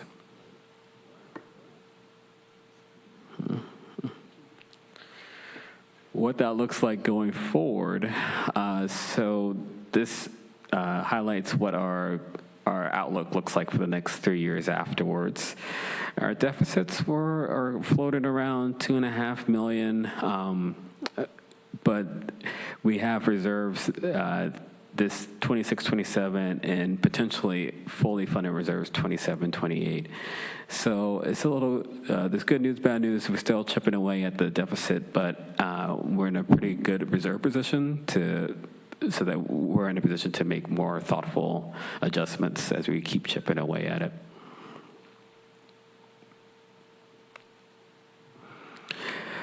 So as I mentioned, 27, 28, 2 years from now, the deficit's around 2.5 maybe, but there's some large pending items that exist that can change the outlook in either direction. So one is if we're able to potentially renew the golf fees.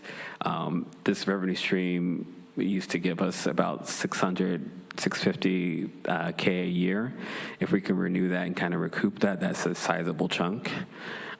Vehicle in lieu fees. This is the property tax item that the cities of San Mateo and the state are fighting over and arguing about. The piece that's owed to Half Moon Bay is up to $700K, so that's also a sizable chunk. Those are the kind of the pending revenue items. The pending expenditure items is of course negotiations and any new litigation that may come afoot. Overall, the recommendation is just to wait and see to see what shakes through. Despite that, throughout this process, Council directed staff to look towards expanding our 5-year forecasts and actually develop a fiscal sustainability plan, which is also included in the agenda. The sustainability plan was developed in partnership of a consultant, and which we presented this to the Finance Committee last week, and we received really good feedback. So we wanted to bring it to council for council consideration and hopefully adoption. In it is attachment 3 in the agenda. In it is our 5-year forecast as we traditionally do, and what gets built into that. But the second half of that report is talking about our vulnerabilities and a plan, a sustainability plan. Half Moon Bay, through this process, we've learned that Half Moon Bay we have some big vulnerabilities. One of them is our revenue sources are very, very volatile. We rely on TOT and sales tax, and that makes up about 60% of our revenues, which is quite a bit, the second highest in the county. So when times are good, they're great, but when times are not that great, they can be pretty bad for us. The second vulnerability is the vehicle license fee shortfall. That's $700K. It might keep growing. That's a sizable chunk of money. And then, of course, with all agencies, expenditures, validity, things that we can't really get away from, but just keep increasing. Because we're so volatile, Council was prudent enough back in 2019 to develop a reserve policy. So best practices for agencies is to have a reserve policy of about 16%. Ours is 50. That's because of how uncertain our revenue base is. The first one is general fund reserve, 30% of annual operating expenditures. This is really much a reserve for significant financial stress, catastrophe, earthquake, something that's really, really big. But the second one, economic uncertainty reserve, which is about 20% of operating expenditures. This is for mitigating deficits on a short-term basis to bridge us from one outlook to the other. And again, both reserves are fully funded next year, which puts us in a good position. So the plan. The plan was kind of structured in 3 phases. There's 10 total strategies and broken out by phases. The first phase is like kind of the best practices, things that we're constantly doing. The first one is ensuring budget efficiency. Are we looking at our budget? Is it too conservative? Is it too aggressive? Does it make sense? Really always fine-tuning that pencil with that. The second one is maximizing revenue collections. Are we receiving the monies that's owed to the city? Cost savings, operational efficiency, that's looking at our expenditures. Can we scale back in some items? Can we defer on some items? Can we just be better about how we spend taxpayer money? Cost recovery services, and number 5, the cost allocation plan. Spoke a little about this earlier tonight with the fee study, looking at how much does it cost for the city to provide the services that it does, and what kind of fees and cost recovery should the city strive for. These are things that we should always be doing, that should always be implemented in the near term. We've organically done this with our deficit years back, but it's good to get it on paper and to be like a guide to work, a framework for the future. Phase 2, and this is kind of the phase where we're currently in. We're not exactly in phase 3. We're in some blend between phase 1 and phase 2, just kind of waiting to see what happens. And in phase 2, this is where we utilize some short-term things to either buy time or to solve short-term issues. So utilizing our reserves. These past few years, we budgeted to use our reserves, but we never actually ended up having to use our reserves because we were doing these operational savings things. 7, reducing or eliminating the capital transfer. 8, other one-time solutions, withdrawing, utilizing one-time funds, or foregoing one-time expenditures. These are all things that we've done or done some flavor of in the past few years. But phase 2 is really about stopping and seeing, Is the imbalance short-term or is it long-term? If it's short-term, then these are just things to get us by. But if it's long-term, you have to start thinking about, okay, going into phase 3, what does that look like for the city? Phase 3 is the tough phase. That is when you're looking at trying to get more revenue, which might mean asking the voters, or reducing service levels, which is always tough to see. With phase 3, it was important to kind of build in a kind of trigger to not just get to here, because these things are so impactful that we don't want to get into this prematurely. And the trigger that we came up with was that until after the audit's done, after we have our actual numbers, if our fund balance is below 50%, which is we've truly used our reserves to get by through this year, then we should begin the discussions of one or two or both of these items. Again, I don't think we're not in this phase. I don't think we'll be in this phase this year or even the year after that. But again, this is an exercise in getting all the steps on paper. With that, I would love to take any questions, but the recommendation is as follows. Receive a presentation of the 26-27 recommended budget, and after accepting public comments and providing any additional recommended changes, direct staff to return with the final proposed budget for adoption on June 16, 2026. Then the next one is to adopt the fiscal sustainability plan to provide a long-term framework for addressing the city's ongoing structural fiscal challenges and guiding future financial decision-making. Thank you, Ken. Questions from council members? Yeah. Vice Mayor? Could you explain what reducing capital transfers means? Yeah, so every year, the budget, our general fund budget, we fund some capital projects. This year, we're funding about $600K, but in years prior, so we funded $2 million. One year we sent over $4 million to capital projects. So that line item could be just looking at the capital or capital needs and saying, well, maybe we can defer this, or maybe not send so much here, or maybe we can use grant funds or special revenue funds. So it's not necessarily a hard thing, like we're going to do this, but stopping and taking a look at what's there. So from operating to capital. Got it. Councilmember Johnson. So, Ken, one of the things we did do last year is phase 1. We did the review of cost recovery for services. We did that, like restructuring and permitting costs and all that stuff. So have you done all of phase 1 already, or just that one? I would say yes. We've done pretty much everything here. We definitely did 4, we did 5, we did 3.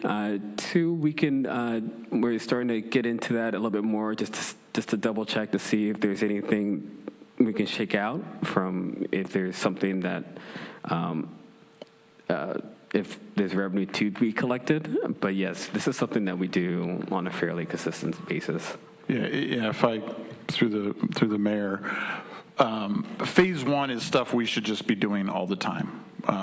This is normal, ongoing work that staff should be doing to ensure that we're operating and doing things the right way financially. So these are things we've been doing and we're going to continue to do.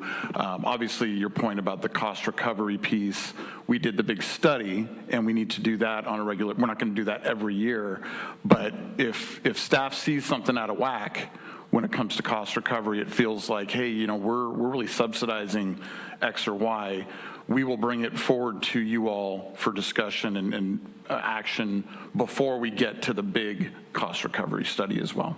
So what we're actually proposing tonight is to formalize all these items. We've been doing some or most of them, but now it's becoming a program so that each year we start looking at the budget, we're going to go through these lists. Where are we, And it's more transparent, and we can communicate it, between each other and the public better, too. Councilmember Nagenkast. Thank you. As were we a committee or ad hoc committee? What? We were an ad hoc committee. So ad hoc committee, myself, the mayor, and myself were on to look at this report last week. We did. Actually, we were a standing community. And I get all the committees. Second year on council, I thought it's important to have this fiscal sustainability plan for us to see what is happening and communicate to the community. These are the steps we have or are taking. This is what's next, and this is what's next. Because we're going to get ourselves back at 50%, which I think is fantastic. That shows you something. And acknowledge a lot of this is happening because we have empty positions. Good news, bad news. We have empty positions that are funded but haven't been filled. So we've talked about some one-time funds that might be available this year, maybe get thrown into a capital project somewhere to have out there, whether it's a street project or a park. But we have that ability to do something this year. But we have this plan to show the community, because I hear a lot, I can't understand public budgeting. I run a business, but it's weird. We don't necessarily make a profit.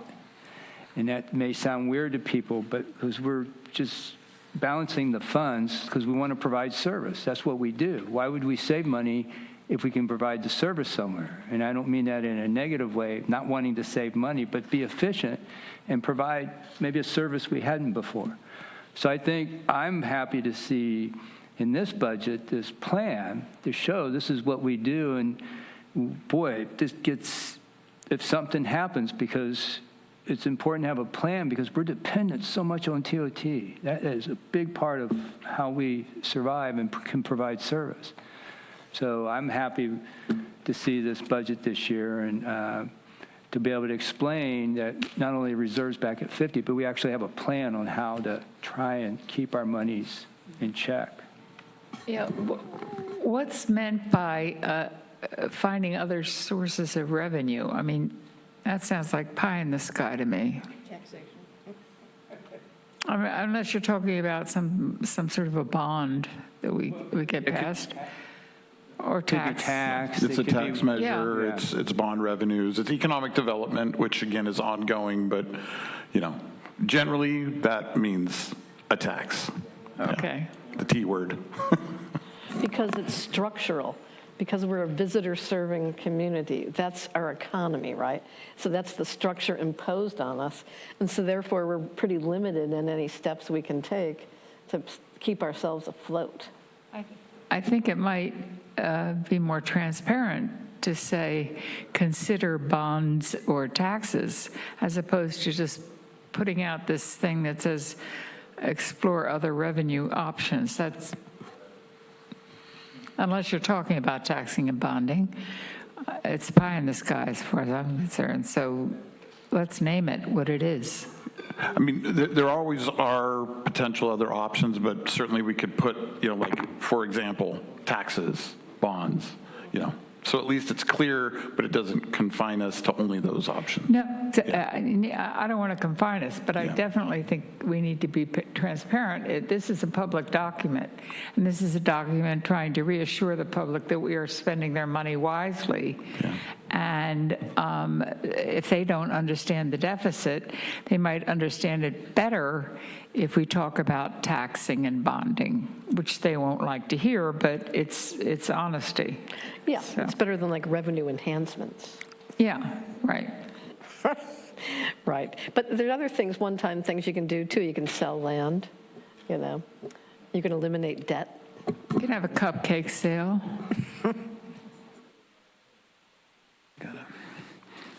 I think we could easily make that modification. I think that's a good clarification. Well, since we're here to help also, keep the public educated and keep it simple for now, I know I've long time advocated making sure we keep some strong reserves, which we have. We actually, compared to a lot of other cities percentage-wise, we do have good reserves. So, but like everything else, we have continuing increasing expenses. And yeah, that affects our ability to fix the potholes and keep putting off all those critical, structural repairs that we need. But when we talk about structural improvements to our budget, which Ken, you mentioned a few years ago, and I remember saying, what the heck do we mean by a structural improvement? That means non-one-time ideas. And the only structural things we have in place right now is exploring additional tax revenues. Yeah, you can sell bonds, but then that creates an expense that you have to pay off. So the question is, how do you use the money that you're raising the bonds for? Oh, will that increase tourism? Will it, you have to be very smart on how you make those bets, right? And then there's reducing service levels. Well, most people don't elect us to reduce service levels. They want to have robust service levels. But those are the only structural right now, those are the only structural changes we have. So I'm glad we're trying to think 5 years ahead, but, we need to be, talking about the word innovation. What do innovative changes look like, and what kind of help can we get thinking about that? Who do we consult with around innovation changes that are more than just one time? Like, yeah, it would be great if we could have an amazing series of concerts at Carter Park that bring in $500,000, $1 million a year. But what are the other things that the chamber can be doing to improve more folks coming here? What are the partnerships we need? Because there's really huge budget deficits everywhere. We can't depend on the state. We can't depend on the county necessarily, right? We might be able to have invest in a grant writer, perhaps a little more, put some money into and get a return on investment on that. But those are some of the things as a council, I think, we're collectively can really hopefully work on and come up with some more ideas and bring them back to council and see how they might fly. In 2 years, the library will be paid off. Right, certain debts, thank God, will be paid off, but then we have a few And new that's ones. more than $500,000 a year. And then we still had some ongoing debts that we still had, but yeah. So, yeah. And I think you're right about, having, the chamber work on things. For instance, there are things you can do, there are opportunities that come up. So with the gas prices increasing, and they're going to continue to increase, it looks like, for a while, maybe that's more advertising in the East Bay, or in the Monterey Bay area, to come to Half Moon Bay, have, promotions, more advertising. We have to be sort of fleet on our feet. But the chamber, they can do that faster than we can, for instance, but working together with them, why aren't we taking advantage of this opportunity? It's going to be really hot in the Southwest this summer. Advertise in Arizona, advertise in Las Vegas. So we have to take advantage of those opportunities. It's not really innovation in the sense we're transforming our economy, but we're observing, we're watching, we're tuned in, and we're taking advantage of opportunities as they come up, too. I think Robert's idea of innovations is where we ought to be looking, not so much at increasing TOT, because TOT could be increased in one sector and decreased in another sector because volatile, yeah. It's just too volatile to really count on. Doesn't mean we shouldn't be working on it, but and when I think of innovation, I think, well, we've got a city full of bright people, active groups like the Rotary Club, for instance. Maybe we should be engaging these folks and asking them what do they want to do, what do they see they could do to help, or what ideas do they have to help. Yeah, let's not forget Daniel Theobald and the Bay Cities property, right? Well, yeah, Now, there's innovation right there. He intends to make it work, and he's an innovator. Right. That's a blessing that we have that opportunity right now. Right. So. That's good points. All right, so is there any member of the public who would like to address the item of the budget? We don't have any speaker slips. Is there anyone online who would like to address the matter of the budget? I see no hands raised, so we'll bring it back to the council. So we're just basically receiving the presentation but adopting the fiscal sustainability plan. And the final budget will come back. If you have any items you want added to the budget, now's the time to do it. Take things out, change it, because the next meeting would be adoption of the budget. I think the second meeting in June, correct? That's like the final possibility, so. Part of the recommendation includes directing staff to return with the final proposed budget for adoption on June 16th. I move that we adopt the fiscal sustainability plan to provide a long-term framework for addressing the city's ongoing structural fiscal challenges and guiding future financial decision-making, and that staff return with a financial proposed budget for adoption on June 16th, 2026. I forgot that first part first. Did them in reverse. Got a second? I think we're going to adopt the fiscal sustainability. Did you mention that? Yeah, I just did in reverse. Yeah. I'll second. Could I have a roll call, please?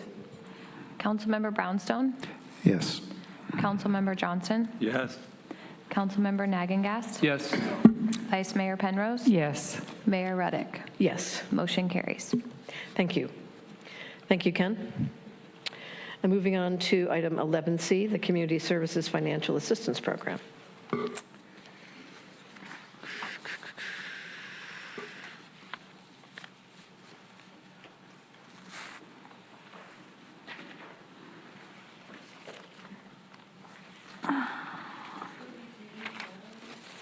There you go. Good evening, Madam Mayor, Council, members of the community. Julissa Acosta, Interim Economic and Community Vitality Manager. I am here to present to you the Community Services Financial Assistance Program. I will be brief with my background, given that Council has received several updates over the last few months, so I don't think we need to go into a lot of detail over the background of the program. But just a brief overview, the program started back in 2018 with no formal structure and smaller grants that amounted up to $15,000. Over time, we've increased with Council's guidance funding allocations to up to $300,000 and implemented a cohort model to allow the funding organizations to receive additional support and collaborate on shared challenges and experiences. And during the last two fiscal years, we implemented a 2-year funding cycle, again, to allow and promote for more collaboration among the organizations. Briefly, the cohort model just works in a very simple way for staff. We convene the 9 grantees quarterly. We identify shared challenges and try to focus our technical assistance that the city provides. Collectively, we work on shared goals and learn from best practices from each other. Just a few highlights over the last couple of years. We weren't successful, but we worked together to present a joint master care application to provide lab services on the coast. There was a successful ALCOV support for Coast Pride to bring the youth services to the coast. And over time, we just streamlined services and referrals throughout the participating nonprofits, as well as, especially over the last couple years when we've been hit with different challenges and emergencies that certainly out of staff's capacity to handle. Organizations that work closely with us have been able to provide rapid response services to emergent needs. These are just some of the basic safety net services that we fund through this program. Basic needs, housing, access to food, rental assistance program, youth services, homeless services, mental and dental care, as well as senior services. And you see that more in detail in the staff report in the table that provides specific names and services for each of the programs that are funded through this organization, through this program. Sorry.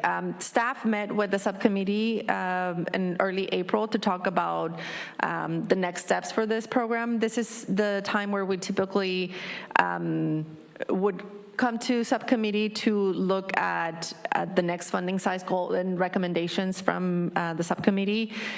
When staff met with the subcommittee, they indicated that they wanted to continue funding the same 9 organizations. It seemed that it was an understanding that there's still a high need for the safety net services to be provided to the community. It is not a nice to have, especially when there have been several budget cuts to nonprofits that come from state and federal funding sources. And I also want to point out that these services that we fund through this small but mighty program are not duplicative. They're just supplemental for what these organizations provide. And so on the next table, you see a summary of the final funding allocations for fiscal year 25-26. We came back to council in early February to see if there was additional funding available for the organizations, because during the current fiscal year, we funded organizations partially. Only 2 organizations were awarded full amounts, which was Coast Hope and Abundant Grace, due to the priority on the services they provide, and council authorized staff to fully fund the organizations at the previous year amounts. So this is what you're seeing for the current fiscal year. For the next fiscal year, again, staff is bringing council 2 options. One is to fund organizations fully at the $300,000 mark, and then this is what we've been doing for the last couple years. And the other option, just being mindful of our budget situation, to fund at a $250,000 level. I will say we continue to hear from the interim reports, from the final reports, from our regular convenings with nonprofits, that this funding mechanism of partially funding organizations doesn't allow for full long-term planning, especially because some programs have to be cut if they don't, if they're not aware that they will be receiving full funding allocation. So just wanted to bring that up to council and make sure that it was clear that some organizations have to adjust in the past, and when we come back a couple months before the fiscal year ends, it's a little bit challenging for organizations to figure out, how to put the pieces of the puzzle together again. So this is just what we're proposing to staff. Obviously, option B includes this, the same option that we did the current fiscal year, which we would come back to council during mid-year reports to provide an update on the program and how things are going, and then see if there's an additional funding that can be provided to organizations. I will say, over time, we are seeing that the services and the collaboration with the nonprofits is getting stronger. They have been trusted partners from years before, even before the city came on board, but we are seeing great successes and stronger partnerships coming together. There's a lot of shared resources, and we're exploring, what new creative ways we can do and bring over to support our executive leaders that serve the community. At this point, I'll open it up for discussion. I'm taking any questions. Thank you for that report. Any clarifying questions from council members? Okay, why don't we hear from the folks who are present this evening? I'll start with Spandan Chakrabarty.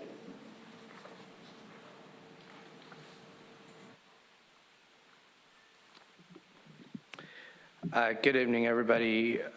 Mayor Ruddick, Council. I want to start with 2 things. I want to start with the humor and then a pretty serious stat. My humor for the night is, I often hear, my name is Spanin Chakraborty, and I represent Synergistas Dental Health. And in the fundraising world, we often hear, well, dental is not sexy. And my response to that is, well, try being sexy without your teeth.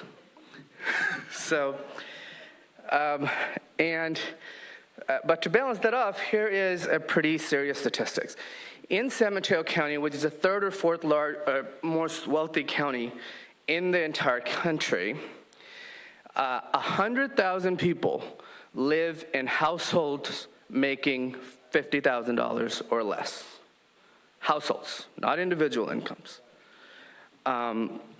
In Half Moon Bay, that's about 1,800 folks, or 16% of the city's population, and that is predominantly elderly folks living on fixed income, people who are new immigrants or English language learners, people who are living with a disability, and so forth. So what the CSFA program has meant for all of us is, yes, it's been a lifeline to many of our patients and program participants. But more than that, your support gives us the legitimacy and the leverage to partner with other folks. And because if the city is on board with you, there is an instant credibility that we get. That's important. And the cohort model is really invaluable in my experience. The city's role as a convener, and thank you, Julissa and Karen and Irma for keeping us all together, all on board. It allows us to share expertise, share resources, because we all serve many of the same folks. And so, I want to end by thanking you all for supporting this program over the past years and hoping that you will renew it with option A. Thank you. Thank you. The next speaker is Judith Guerrero. Good evening, Madam Mayor and esteemed council members. My name is Judith Guerrero. I'm the Executive Director of COSI Hope. And thank you for sticking it out with us. This is the first time that I stay this late at a meeting. I don't have a joke like Spandon, but that was pretty funny. The funds from CSFA help us serve the many residents of Half Moon Bay and to provide safety net services for them. Year to date, we have served a total of 3,650 Half Moon Bay residents. This represents approximately 1 out of every 3 of our neighbors who walk through the doors of COSI Hope. Our services include a range of support, and I believe some of you guys have had the opportunity to visit our office. Our services include a daily pantry that's open to everyone in our community, emergency financial assistance, case management, immigration support, and holiday programs, just to name a few.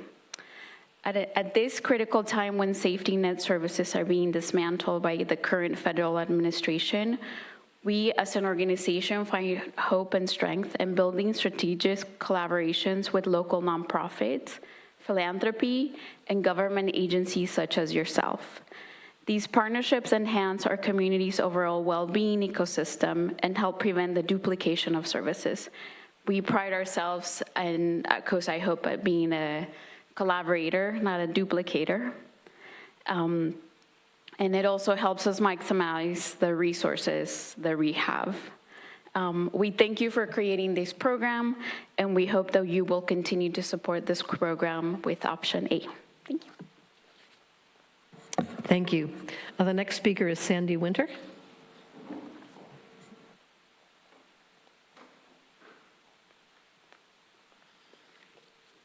Good evening, Mayor Ruddock and council members, staff, and my peers and colleagues who have spoken so eloquently about why this program works and should be continued to be funded. My name is Sandy Winton. I'm the Executive Director at Senior Co-Siders, and I urge you to fund the Community Services Financial Assistance Program at its full $300,000 level. Through the many challenges our co-side community has faced in the past several years, the organizations in the CSFA program have been the safety net that kept our most vulnerable neighbors from falling through the cracks. The need for the safety net services that we each provide is not shrinking, it's growing. Speaking specifically about the community of older co-side adults that Senior Co-Siders serves, Half Moon Bay has one of the highest concentrations of seniors of any city in San Mateo County, with nearly 1 in 4 residents being aged 65 and older. That population is increasing, and so is the cost of serving them. Senior Co-Siders is on the front line every day. Our staff and volunteers prepare meals from scratch in our commercial kitchen that are delivered directly to homebound seniors and served in our dining room. We provide transportation so that older adults can get to our center, share a meal, and participate in classes and activities that support their physical, mental, social, and financial well-being. Our care manager connects older adults and their caregivers with information, resources, and referrals so that no one has to navigate aging alone. We make minor home repairs that keep seniors safe in their own homes, and in fact, our annual Home Repair Day is taking place this Saturday. Our Pet Buddy program provides volunteer food and financial support for the animal companions who give so many seniors a sense of purpose and joy. We loan out wheelchairs and other assistive devices so that mobility is never a barrier to independence. And we open our commercial kitchen free of charge to 2 other nonprofits who use it to serve the broader co-side community, extending our reach beyond older adults and helping address food insecurity for our neighbors of all ages. Most of our services are completely free, and no one is ever turned away from a meal, a ride, or care management because they cannot pay. Demand for every one of these services is rising, and the cost of delivering them is rising just as fast. Our monthly grocery bill is well over $10,000. Please choose option A, $300,000, and invest in the people who built this co-side community. Thank you. Thank you. Is there anyone online who would like to address the item of our Community Financial Assistance Grants Program? I see no hands raised. I'll bring it back to the council for discussion. Oh, okay.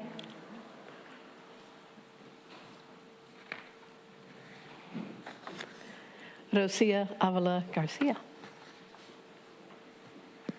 Test, test. Test, test. Hola, buenas noches, miembros del Concilio. Good evening, council members. Mi nombre es Rocío Ávila García y quiero decirles que continúen, por favor, con este apoyo a las organizaciones. So my name is Rocio Avila Garcia, and I just want to ask you to please support this program. Esta ayuda es para todas las personas de esta comunidad. This help is for all people of this community. Personas que ustedes conocen, personas que ustedes miran, personas que trabajan. People that you know, people that you see, and people that are working. Les pido que por favor apoyen ay, se me fue. Lo I siento. ask you to please support, oh my gosh, I forgot what it was supposed to be. La medida A. Measure A. Porque las personas que realmente necesitan esta ayuda Because people that really need this service or this help se sentirían muy decepcionadas a veces si cortan algunos programas que would feel very necesitan. disappointed if you cut some programs. Muchas gracias y perdón, no venía preparada y soy muy mala para hablar. Thank you very much. I didn't come prepared, and I'm terrible at public speaking. No, pero, bueno, You are tengo mi libro. excellent. You are excellent. Gracias. Okay. That's our last speaker. Questions, comments from council members? Yeah, I'm curious. Prices are rising, costs are rising. Are people actually suffering because of it? Are there people that you're not able to see in a timely manner, help in a timely manner? Can you give us some examples of the way the programs are not operating as well as they could be operating? So, Madam Mayor, do you want somebody from the public to come up and speak? I mean, how do you want this question answered? Would you like to hear from Spandan? Yes.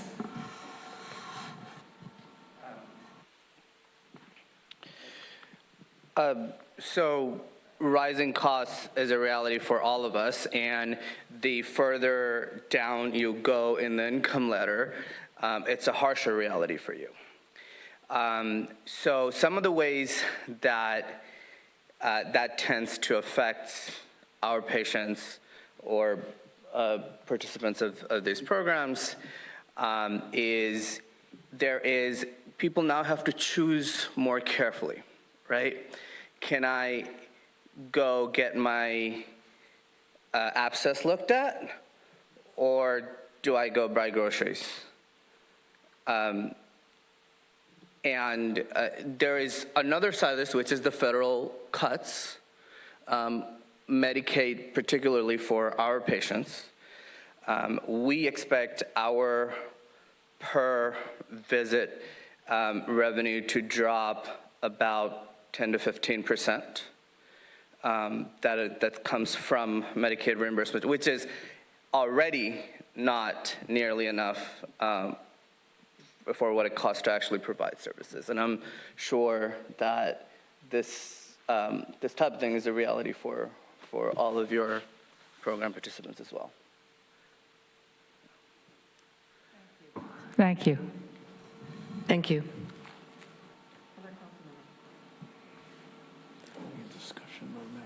We're in discussion mode now.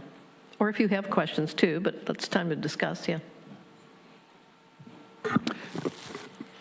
Well, I think some of the opening remarks about the quality of the safety net that we had before the current federal administration has been drastic. It has been drastic. I've never seen so many cuts to Medicaid, certain cuts in Medicare, food programs for children, for seniors, the element of proof of having to force people to come back and reapply for benefits, is it's pretty serious. And I'm really proud of this committee. A lot of these services, we talked about the increasing number of seniors who have needs, and the 1 out of 4 Half Moon Bay residents who are seniors. Seniors are the largest group of homeless folks here and everywhere, but I think we see a lot of evidence of the impact of these programs when you look at them collectively, of taking care of community members.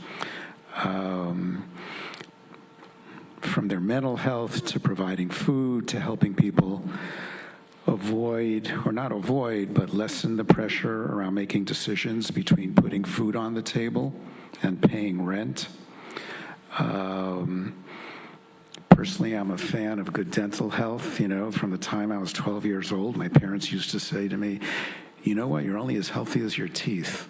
Now, it's kind of an odd thing for parents to be telling a 12-year-old, but I got to say, I've carried that with me the rest of my life. I used to put savings aside every year to make sure I could take care of teeth that weren't looking so great. I recommend that if the city can afford it, rather than wait till February, I think the needs are greater than we can imagine on the ground. And I would say that we go for the $300,000 now and not put all these terrific groups in a situation where, 8 months later, they got to think about 7 or 8 months later, figure out, will they get the money or not?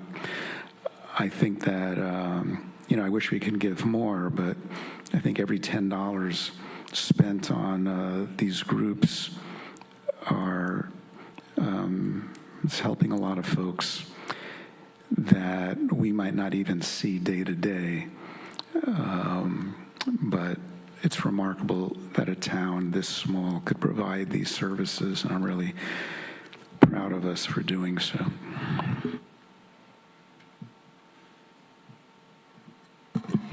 Yeah, I agree with everything that Councilmember Brownstone has said.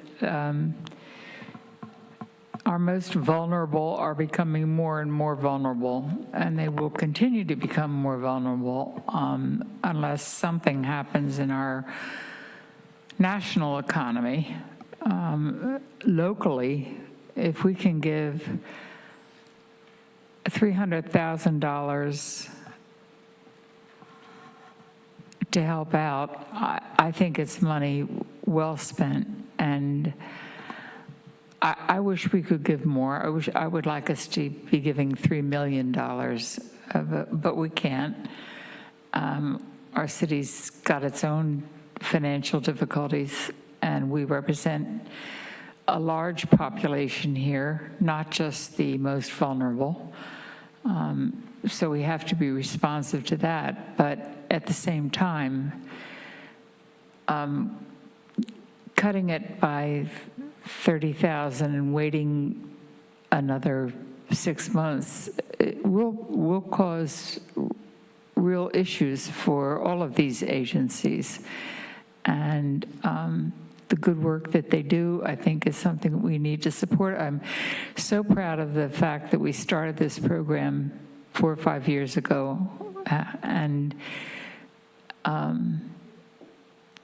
I can personally attest to Sonrisas because I'm a patient there. They do a good job. They keep my teeth in good shape, and my sister is now going to them, and I'm trying to get more of my neighbors to go because I think that the more of the folks that can afford to pay a little bit more that support Sonrisas, the better. I personally have used mobility devices from senior co-siders for my sister that lived with me. We had wheelchairs from them, we had commodes, all sorts of things that we could borrow at no cost. So it's helping me, it's not just helping the most vulnerable, and the more support we can give them, the better.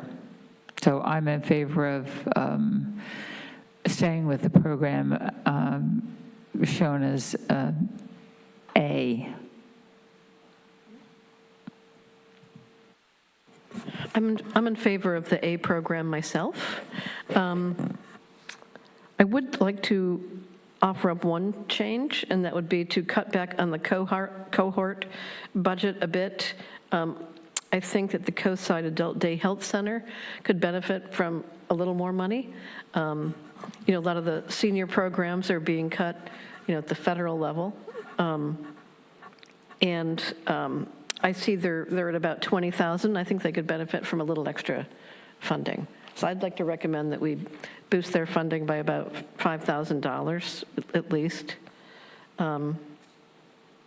But I am in favor of the full amount, and I am in favor of the full amount now because with the organizations feeling stressed with everything that's going on, I think that they would appreciate not having to do the extra bureaucratic, administrative type of work needed to, I know they still have to do a mid-year report, but they don't have to worry about getting their money, they can plan. It's less work for them, and right now I'm in favor of less work for them. So that would be my recommendation. How much did you want to cut it? Cut it back to 25 or 20 from 30, the cohort work. We did 20 last year, I think it was, and that was, you found that effective for quarterly meetings and things like that. So cut it to 25. Cut it to 20 or 25, yeah, 25, I'm reckoning 25. Yeah. You could give, Instead of 30. yeah. Yeah. Just to clarify, 25 for Coastside Adult Day Health Center and 25 for the cohort, 20 for the cohort. 25 and 25, yes. I still believe in the cohort model, especially now, having everybody coordinate together and, learning about best management practices and learning about opportunities for funding. So I think that was one of the best pieces that we did, one of the best projects, so. Mayor, that was one of my questions. I actually circled. I didn't understand that, so I appreciate it. So it's basically just technical assistance to like educating in workshops. Is that what that is? It's convening, people to get together. Long time ago, probably in the 90s, people were getting together. There was Judy Macias, was convening people and coordinating and things, and that was great. But then it sort of fell by the wayside, and people moved on to different things.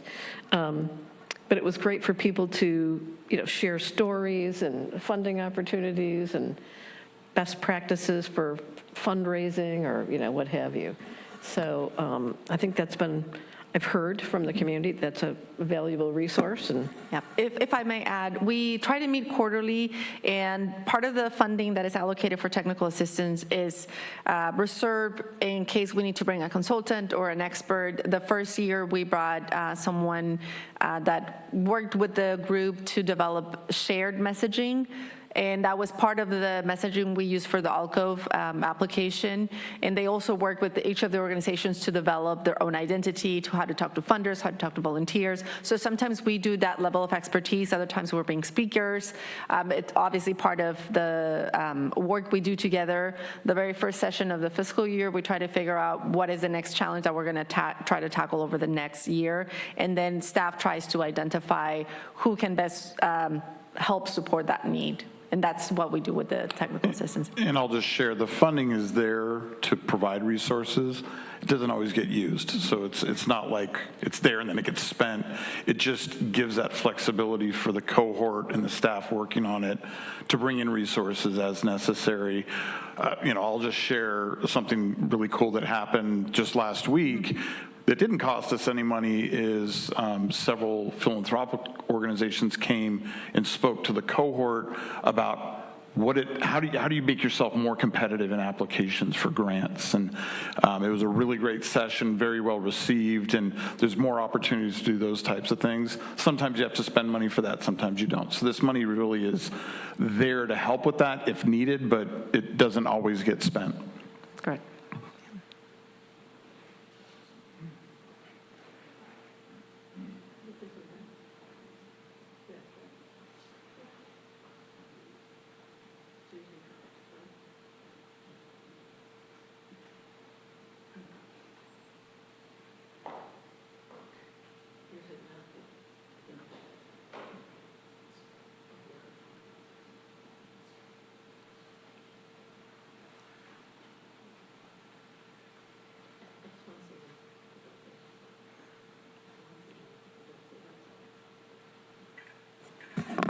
Could you please maybe just talk about your proposal?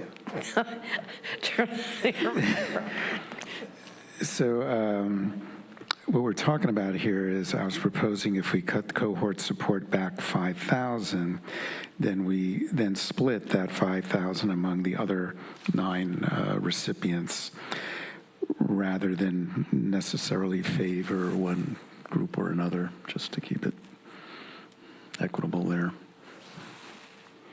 Except I thought, serving seniors, one of the more vulnerable populations in town, especially this is a subset of the senior population that needs a lot more support, right?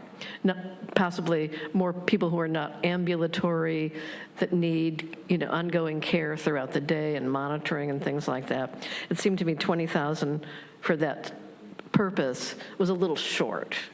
I think, we have others, Sunrisa's at 25, Boys and Girls Club at 25. Oh, that's that separate one. Yeah. So I was thinking that it made sense to me to up that give a little bit more consistently with the others. What do other council members think? the way, on that. I'm fine with that. I think the Adult Day Health Care Center does a fabulous job. And, you know, so much of what they do is above and beyond. When my sister was in need of going to the Adult Day Health Care Center twice, the nurses there came and picked her up and then dropped her off because our schedules were not working so that I could do that. And, you know, eventually they couldn't do it because they realized it was illegal to do that. But they did it because they're good people and they just give above and beyond. Yeah. Then I take back my idea. I want to hear from others too, and we'll go put it. You could say, give the cohort just $20,000, $5,000 to Adult Day Health Center, and then divide up the other $5,000 for. Yeah, we could, but I'd rather kind of keep the 20, cut it just by 5 for now, because I think that support does come in really handy and gets all the other groups to cooperate with each other and sometimes figure out ways they can get grants together, and I think they're doing a great job. So, but that's how I feel. I think eventually the cohort the model will not need the support that it has right now. When they get the kind of assistance that they need, when they begin to understand shared responsibility and shared resources, when they begin to stop duplicating efforts, when all of those things come to fruition, the cohort, role won't be as critical. Yes, the goal is for the cohort to wither away.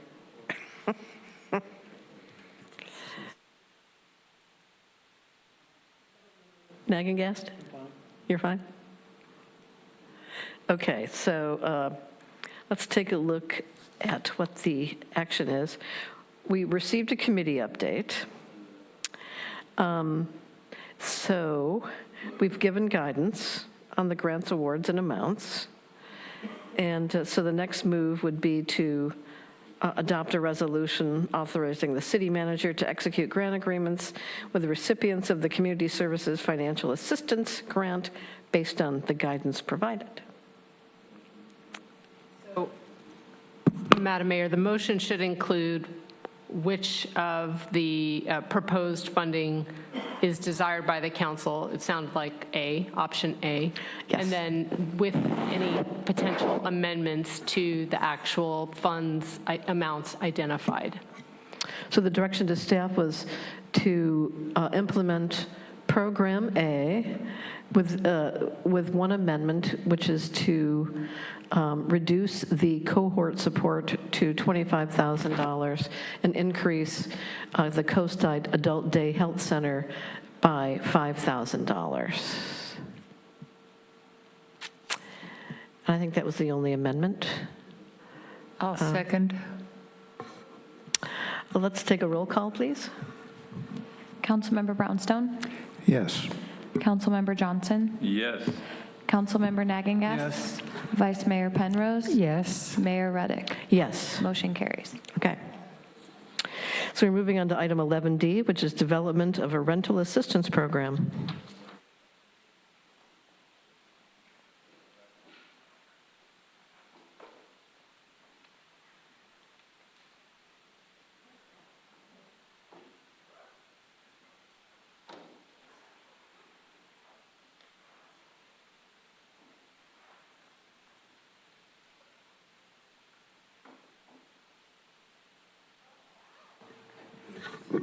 Good evening, Madam Mayor, council members, members of the community. Irma Acosta, City Manager's Office. Tonight, I will be presenting a proposed rental assistance program developed in response to council's direction to explore service-based tenant support strategies following the repeal of the residential rent stabilization and rent registry programs. In evaluating potential strategies, staff focused on identifying approaches that could provide meaningful support to residents and tenants experiencing housing instability while remaining practical and sustainable for the city to implement. The proposal before you tonight reflects discussions with Coastside Hope, review of neighboring jurisdictions, and an evaluation of current housing-related needs within the community. The program is intended to provide short-term assistance to residents experiencing temporary financial hardship, while also connecting households to supportive services and resources intended to improve long-term housing stability. So just to provide a little background, and I'll be brief, as Council may recall, on April 21st, Council discussed potential tenant support strategies following the repeal of the rental programs.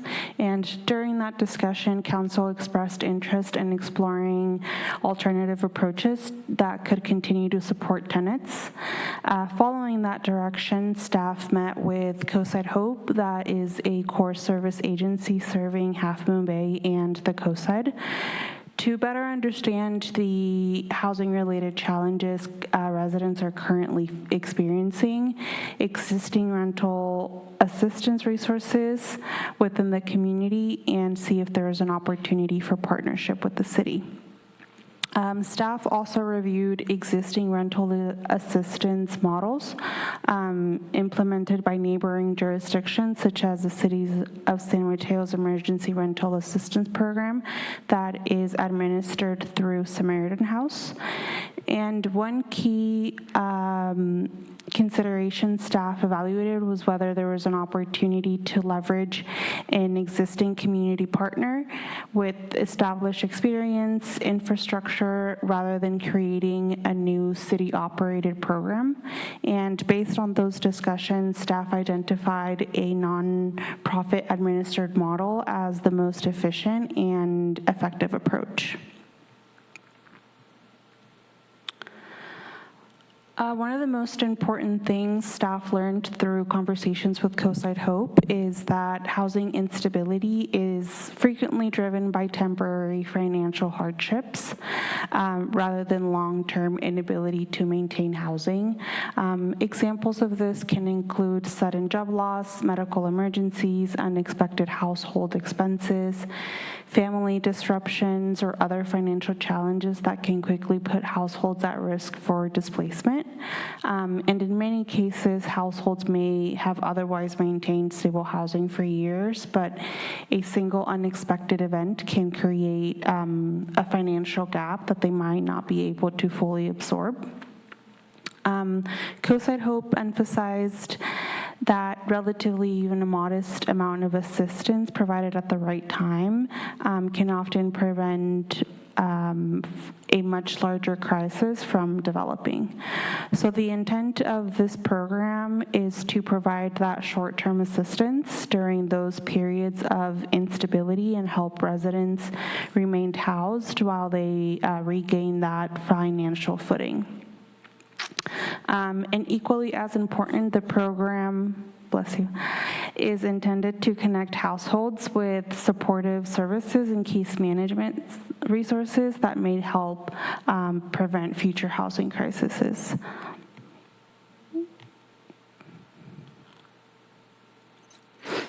When developing the program structured, staff wanted to make sure assistance could be responsive to the realities that residents are facing right now.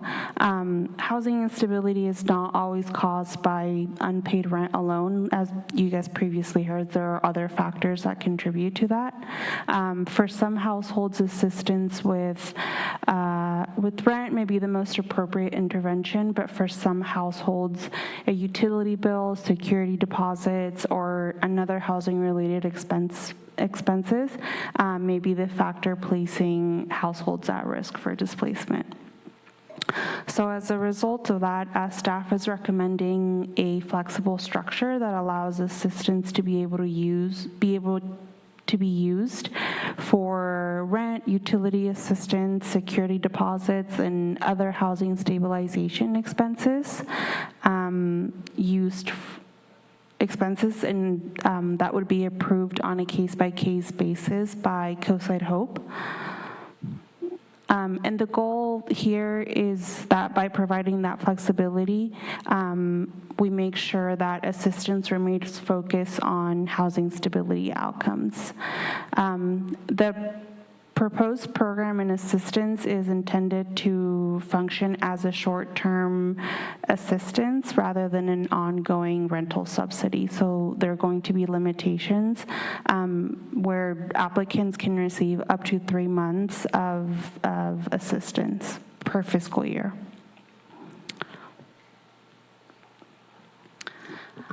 Staff also spent some time evaluating how eligibility should be structured. And before I continue, I do want to note that the program guidelines that were attached to my staff report are draft guidelines. And staff is presenting them tonight for council to provide feedback on what those eligibility requirements should be. And following tonight's discussion, staff will continue refining those guidelines and incorporate any feedback received from council and work with Coastside Hope as part of the agreement once we execute that. The objective was to direct resources towards households experiencing genuine need while making sure that the program remains accessible to residents who may be facing housing instability. Applicants would be required to reside within Half Moon Bay.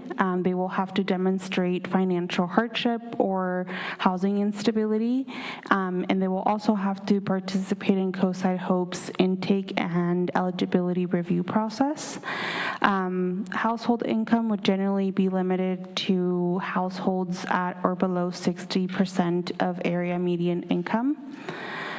And staff selected this threshold because it prioritizes households with significant financial need while still allowing the program to serve a meaningful portion of our community. And applicants would also be asked to provide documentation related to income, housing status, and financial assistance as part of the review process. And again, Coastside Hope, the organization that we're suggesting manage the program, will also require certain documents depending on the case.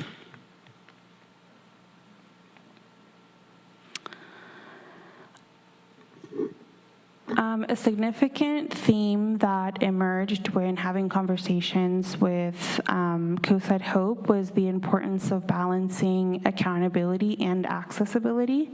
Many traditional assistance programs rely on strict eligibility requirements and documentation standards. And while those requirements serve an important accountability function, they can also unintentionally exclude households experiencing legitimate hardship. For example, like there's some households that might have informal housing arrangements and may not have traditional lease agreements, or may encounter challenges obtaining certain documentation within that time frame that may prevent them from being eligible to receive some sort of assistance. Coastside Hope shared that they frequently encounter residents who have legitimate need but aren't able to qualify for certain funding resources because they don't necessarily fit neatly into another program's requirements. So as a result of that, staff is recommending that the structure of this program maintains accountability, but also providing a level of flexibility up to Coastside Hope's discretion when approving candidates and applicants. So staff is proposing Coastside Hope to serve as the program administrator. One of the reasons staff is recommending this approach is because Coastside Hope already possesses the infrastructure, the expertise, and the community relationships necessary to administer a program of this nature. Rather than building a new city-operated system, the proposed structure leverages an organization that already conducts Intake reviews, verifies eligibility, administers housing-related programs, and provides supportive services to Coastside and Half Moon Bay residents. So under the proposed agreement, Coastside Hope would be responsible for that intake and eligibility review for documentation verification, the distribution of assistance, referral to support services, and reporting to the city. And to maintain that level of accountability, assistance payments would be issued to landlords, property managers or utility providers, rather than directly to applicants. Staff is proposing a budget of up to $120,000 for fiscal year 2026-27. Of that amount, $100,000 would be allocated for direct assistance, and up to $20,000 of that would be for program administration. And based on Coastside Hope's experience and previous pilot programs that we've had with Coastside Hope, where we've allocated a similar funding amount, they were able to serve 76 households in the past, but based on the rising cost of living, we anticipate now that we'll be able to serve between 50 and 76 households with this funding. And the funding source for this program would come out of the Affordable Housing Fund.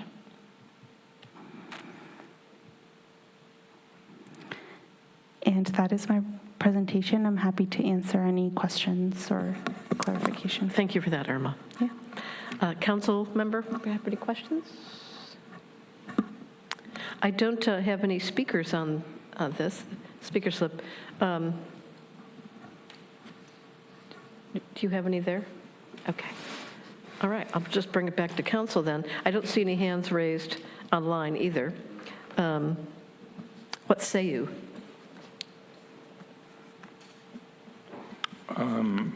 I like what Irma wrote. It's very detailed, and I like the details of how you have to apply and all the things, and how you wrote, they're not going to just cut a check to the people that own the house or the renters. They're going to cut it to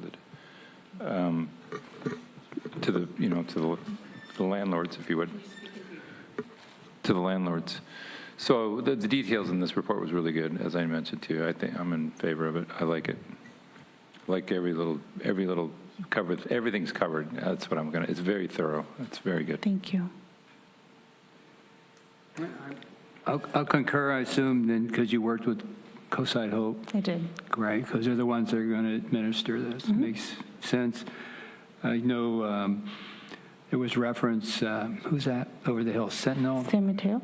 But I'd like if they were able to keep it here on the coast. Yeah. And obviously, we'll see how after the first year. Mm-hmm. I don't know if we get an update 6 months or something, or is it an annual report? I think that what we have set up right now is that it'll be an annual report, but we can work it out. If you would like to see a mid-year report, we can do that as well. Just update what's happening. Mm-hmm. The number. I mean, I don't know. Yeah, I think in the agreement it was, reference that we would like to see number of household serves, maybe some demographics. Of course, we won't share any personal identifiable information. But yeah, that's part of what we want in the reporting process. Okay. Report, sorry. All right, thanks. Yeah, I think as outlined, looks like a solid program. And it seems to have, useful guardrails around it. And we have a trusted service provider who's already sort of doing that work. So I'm in favor of the program as written up tonight. Anybody else? Go ahead.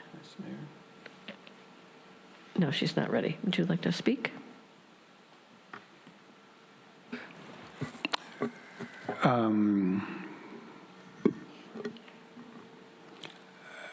I'm fine with the structure of the program. I think it's better than nothing. I think that it seems ironic to me that we repealed a rent stabilization and rental registry program that was a structural solution to landlords not simply being able to raise rents as much as they want, with the only remedy being, if you didn't like that, you can somehow go, file a case under a state statute that was relatively unenforceable. So, yeah, based on this amount, you might be able to give 100 people $1,000 towards rent, 200 people $500 in a year. But we were talking about some pretty high rents that can now be increased, $500 every year or more. So,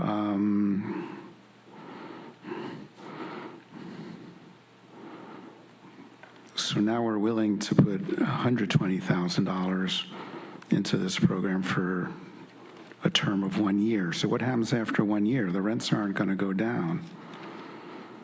Are we saying that we're going to commit to this every year? Or as a council, what are we saying? We committed, well, some of us committed to getting rid of the rent stabilization and rent registry programs. But I think it still will, and we've talked about how expenses are just going to keep going up. I don't think rents are going to go down. And there's really no regulating what landlords can charge now. So, Well, what's on the table tonight is a development of a rental assistance program. You can throw up your hands, but not rent stabilization. Please stick to the agenda item. One thing that's good about this program is that it achieves the goal of equity in the delivery of the service, because this service will help renters who don't live in pre-1995 housing. It'll serve, any renter who meets the eligibility requirements. You don't have to live in a pre-1995 dwelling unit to benefit from it. Unlike the rent stabilization program, which only was directed at people who were renting from properties constructed before 1995. So this is, in some regards, a more equitable program. But that's what's on the table tonight. Rent stabilization is not on the table. We're just talking about development of a rental assistance program.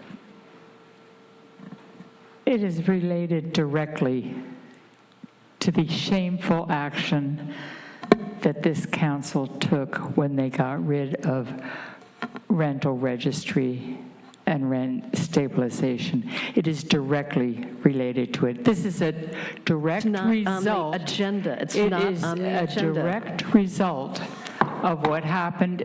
You're out of order. That Attorney, item is not can on the you agenda. please? So what I'm hearing is a deliberation on the item that's before us, which is adopt a resolution establishing a rental assistance program and authorizing the city manager to execute the agreement with Coastside Hope. Council members during deliberation can explain why they support this item, and maybe that they don't believe it is a significant replacement for the rent stabilization, or it doesn't address the rent stabilization repeal. But what I think the mayor is saying is that the item is really whether we want to proceed with this program or not. But the discussion can include. Well, council members during deliberation can certainly identify the reasons why they support it or don't support it. Thank you. Could we let Councilmember Brownstone please continue and not be interrupted? I would recommend by the mayor. I would recommend civility in your remarks, and don't use this as a place to grandstand for your own ideologies and personal agendas. Oh, my. Well, it's a matter of personal opinion, who is grandstanding or not. I don't feel I'm grandstanding. I will actually vote for this. But I still have the right to say, yeah, this is a substitution for what I felt was a really good program, and that we wouldn't have had to be spending $120,000 a year if we had kept rent stabilization and rental registry programs intact. So, yeah, and I feel like making that public statement. I don't feel like we can just make those decisions that we made in the past and not connect them. So, yeah, I feel it's a necessity to do this program to make up for what we didn't put in as a structural program. So that's where I stand. And I would agree with Councilmember Brownstone. I think it's a very bad replacement. I will vote for it because it's the only thing we've got. It's the only thing this council has been able to come up with. It is, however, going to cost us an additional $100,000 that we didn't have to spend had we kept rental registration and rental stabilization in place.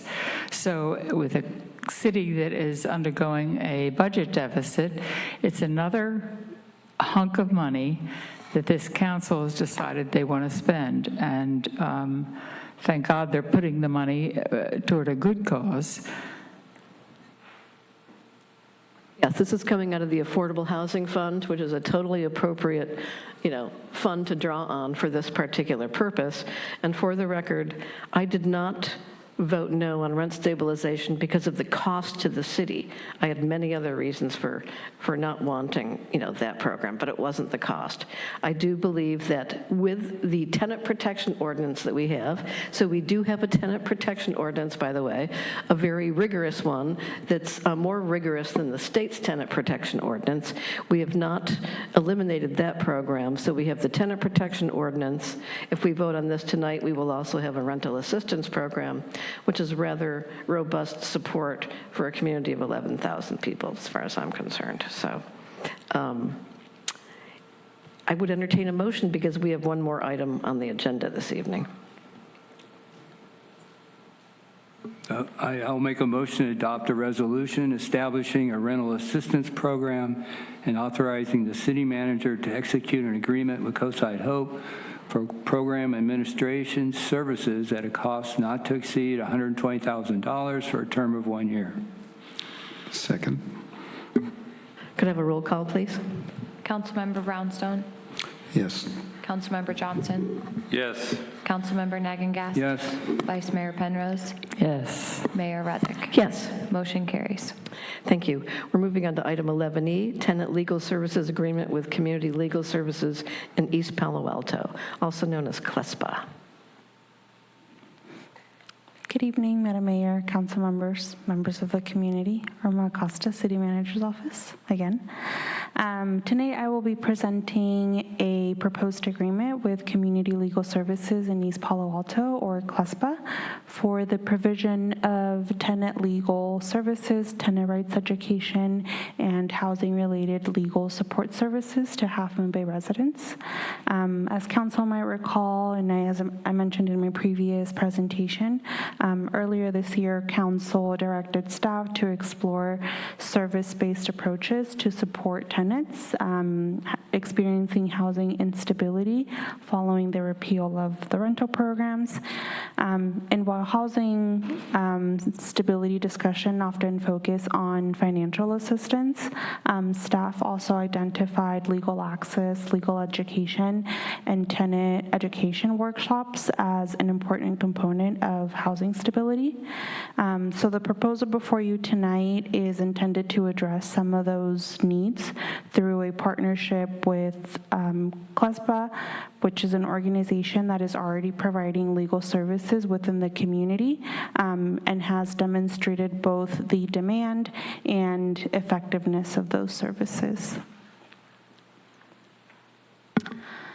I'll be brief with my background, but staff met with CLESPA and Coastside Hope to better understand the housing-related challenges that residents are currently facing and to, again, evaluate what a partnership could look like.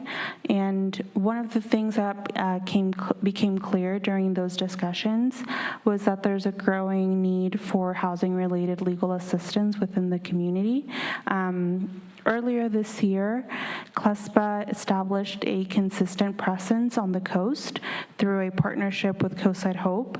Through that partnership, Coastside Hope Hope assists with outreach, interpretation and translation services, referrals, and case coordination, while CLESPA provides legal consultations, legal advocacy, and tenant education services. These services were initially supported through grant funding. However, those grant funds have since been exhausted.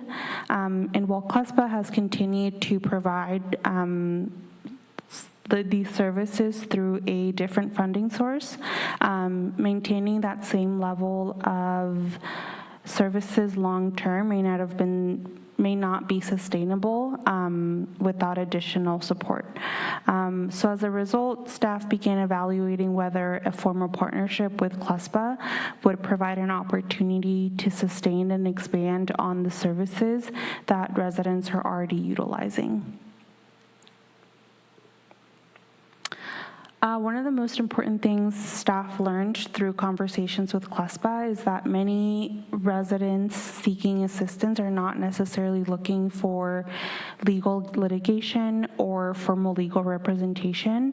In many cases, they are simply trying to understand whether a notice they received is lawful, whether a rent increase is permissible, what rights they might have under state or local law, or what options are available to them when they receive notices. Many tenants don't know whether an action taken by a landlord is legally enforceable, and many lack access to reliable legal information or guidance. And what we heard consistently from CLESPA is that even relatively small interventions early on in the process can often prevent situations from escalating into formal eviction proceedings, displacement, or even homelessness.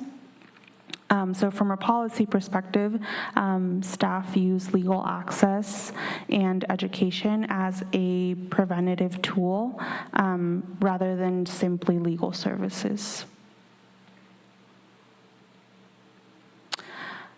One of the reasons staff is recommending this partnership is because the service is already being utilized by residents. CLESPA currently operates in a monthly clinic at Coastside Hope on the third Wednesday of each month.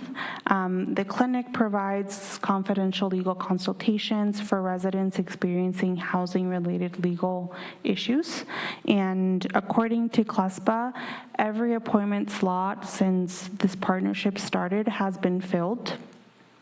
And in addition to that, Coastside Hope has referred approximately 18 separate households to CLESPA since February related to housing-related issues. And some of those issues have included unlawful rent increases, habitability concerns, eviction-related matters, retaliation claims, utility fee disputes, and other housing-related legal issues. So from a staff point, these numbers really demonstrate that there's already demand for these services within the community and that residents are actively seeking this kind of assistance. And I just think it's important to share some of the outcomes from the partnership that already exists to kind of demonstrate the value of this partnership. CLESPA provided several examples that can also be that was also part of an attachment to my staff report, illustrating some of the type of cases that are currently affecting Half Moon Bay residents and the role that legal assistance has played in resolving some of those situations. In one case, a landlord attempted to increase a tenant's rent by approximately 80% in violation of applicable law, and in that case, CLESPA intervened and the landlord ultimately withdrew that unlawful notice and reduce the increase to the legally allowable amount. CLESPA has also reported helping several families facing eviction proceedings and successfully has negotiated settlements that allowed those families to remain housed and avoid displacement. In addition to legal services, staff believes education is a critical component in this proposal. One of the reoccurring themes identified by CLESPA is that many residents simply don't understand what rights and responsibilities exist under local and state law. And as a result, residents may comply with unlawful requests, fail to exercise available protections, or delay seeking assistance until a situation has significantly escalated. So educational workshops, legal clinics, and outreach efforts are intended to address some of those challenges before they become crises. Earlier this year, CLESPA, in partnership with Coastside Hope, conducted a tenant education workshop titled Understanding Your Lease and Eviction 101, where approximately 40 participants attended, and they are continued to plan additional workshops, one for later this month, actually. So that is also an important component of this partnership. So under this agreement, CLESPA would continue providing the monthly clinics, legal consultations, that legal advocacy, tenant education workshops, and outreach activities. The organization would also continue coordinating closely with Coastside Hope regarding referrals and support services. During these discussions with CLESPA and Coastside Hope, we wondered if these services could be incorporated into the broader agreement with Coastside Hope, but ultimately we kind of agreed to have separate agreements with both organizations. And the reason for that was to create greater clarity regarding the scope of work, the funding allocation, reporting requirements, and the overall accountability for both programs. And although the organizations will continue to work collaboratively, maintaining separate programs allows the city to more clearly evaluate the outcomes of each program. The proposed agreement would provide a funding in an amount not to exceed $40,000 annually. Those funds would, again, support the services that I mentioned earlier in terms of legal consultations, the monthly clinics, tenant education, community outreach, and the program administration. And the proposed funding source for this program would also be the Affordable Housing Fund. Quick question. So is this $40,000 agreement just for this coming fiscal year? Yes. Just a single year? Just for a single year, okay. Yeah. Thank you. And that is my presentation. Happy to answer any questions. Thank you for the context and the thorough analysis of the programs. Really appreciate that, Irma. Thank you. No, thank you. Yeah. Questions for staff? I will say this. I like the approach. I like the dual approach of CLESPA and Coastside Hope. I think it's really important that we empower renters because we're moving toward a renter society. Fewer and fewer people can buy a single-family home and, join the American dream. And nowadays, people, developers building new subdivisions and projects are doing what they call build-to-rent projects. So there won't be ownership opportunities. It'll be solely, apartments, condos, and homes to rent. So it's really important that our rental community learn to empower themselves. They enter into a contract. A contract has two sides. They're one side, the landlord's the other side. They need to be able to activate their power on their side of the contract. That takes education and knowledge. And if we can give that to our renter community, that is great news. Yeah. So empowerment of renters is a really good goal as far as I'm concerned. And we have two great experienced service providers. So I'm personally in favor of this program.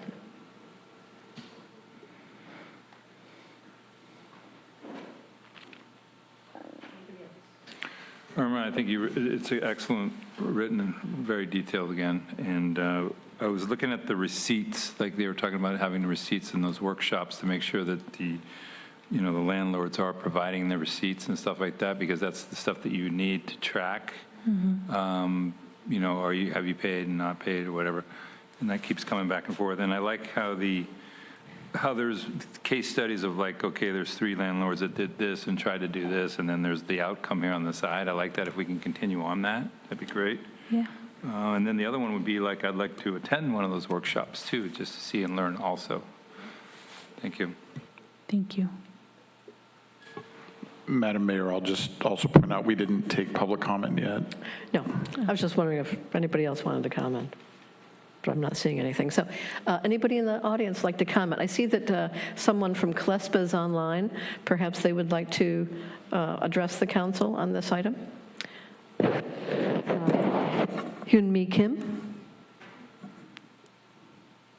Good evening, council members. Thank you so much for the opportunity to speak to you this evening.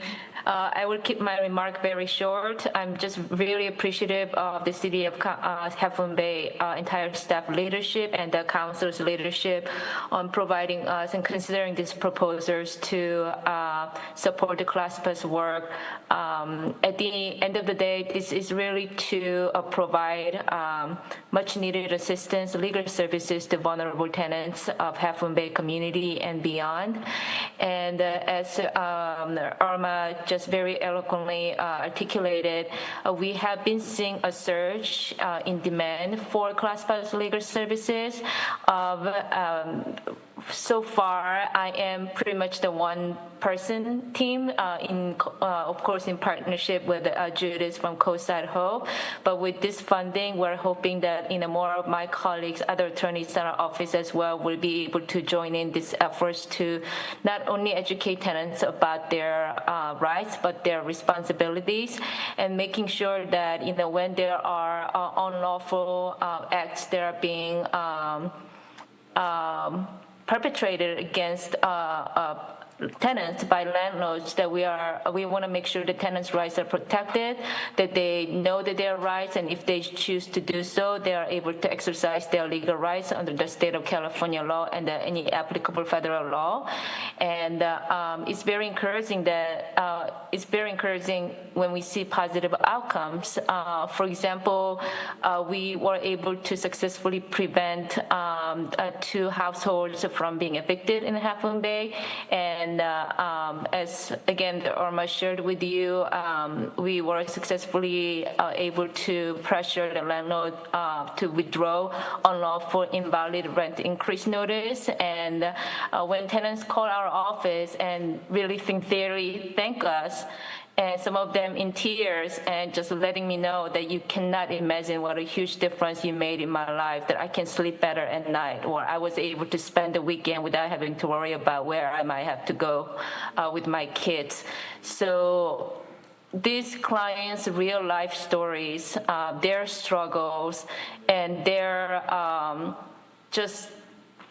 it's really incredible to see when my clients try so hard, to make it work, not for themselves, but for their families, especially for their elderly parents and for their children. So I promise you that this funding, if you generously provide it to us, it will be used, every cent of the funding will be used to protect the tenants and for the greater Half Moon Bay community. Thank you. Thank you very much. Is there anyone else online who would like to comment on this item? Seeing none, I will bring it back to the council.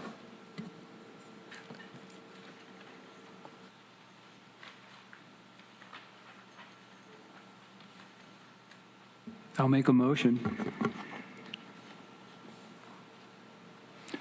I recommend we adopt a resolution authorizing the city manager to execute an agreement with Community Legal Services in East Palo Alto for the provision of tenant legal services, tenant rights education, and housing-related legal support services for Half Moon Bay residents in an amount not to exceed $40,000 for a term of 1 year.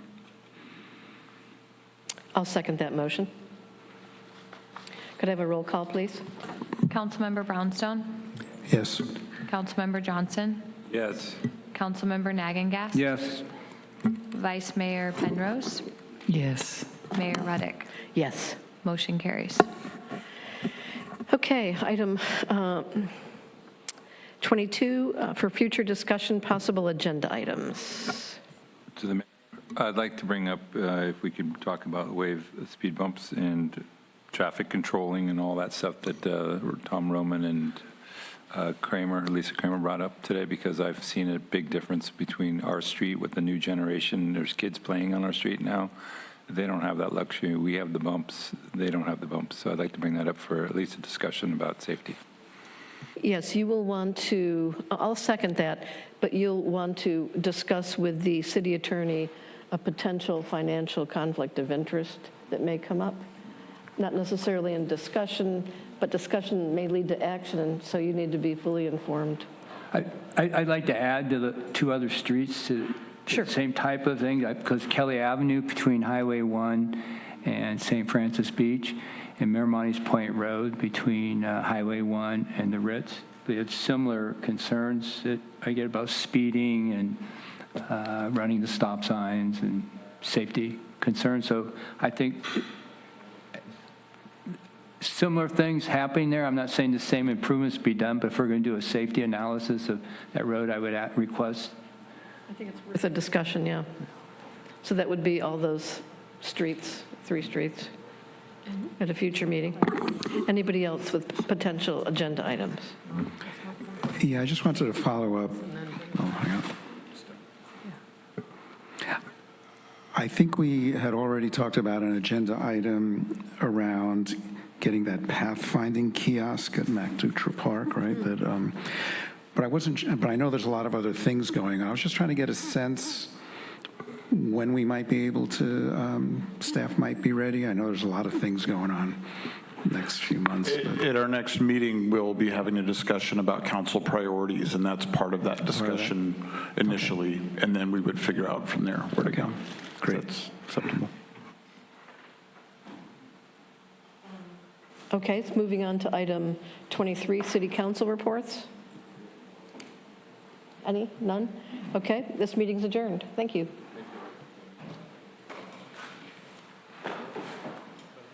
No, not bad, considering the agenda.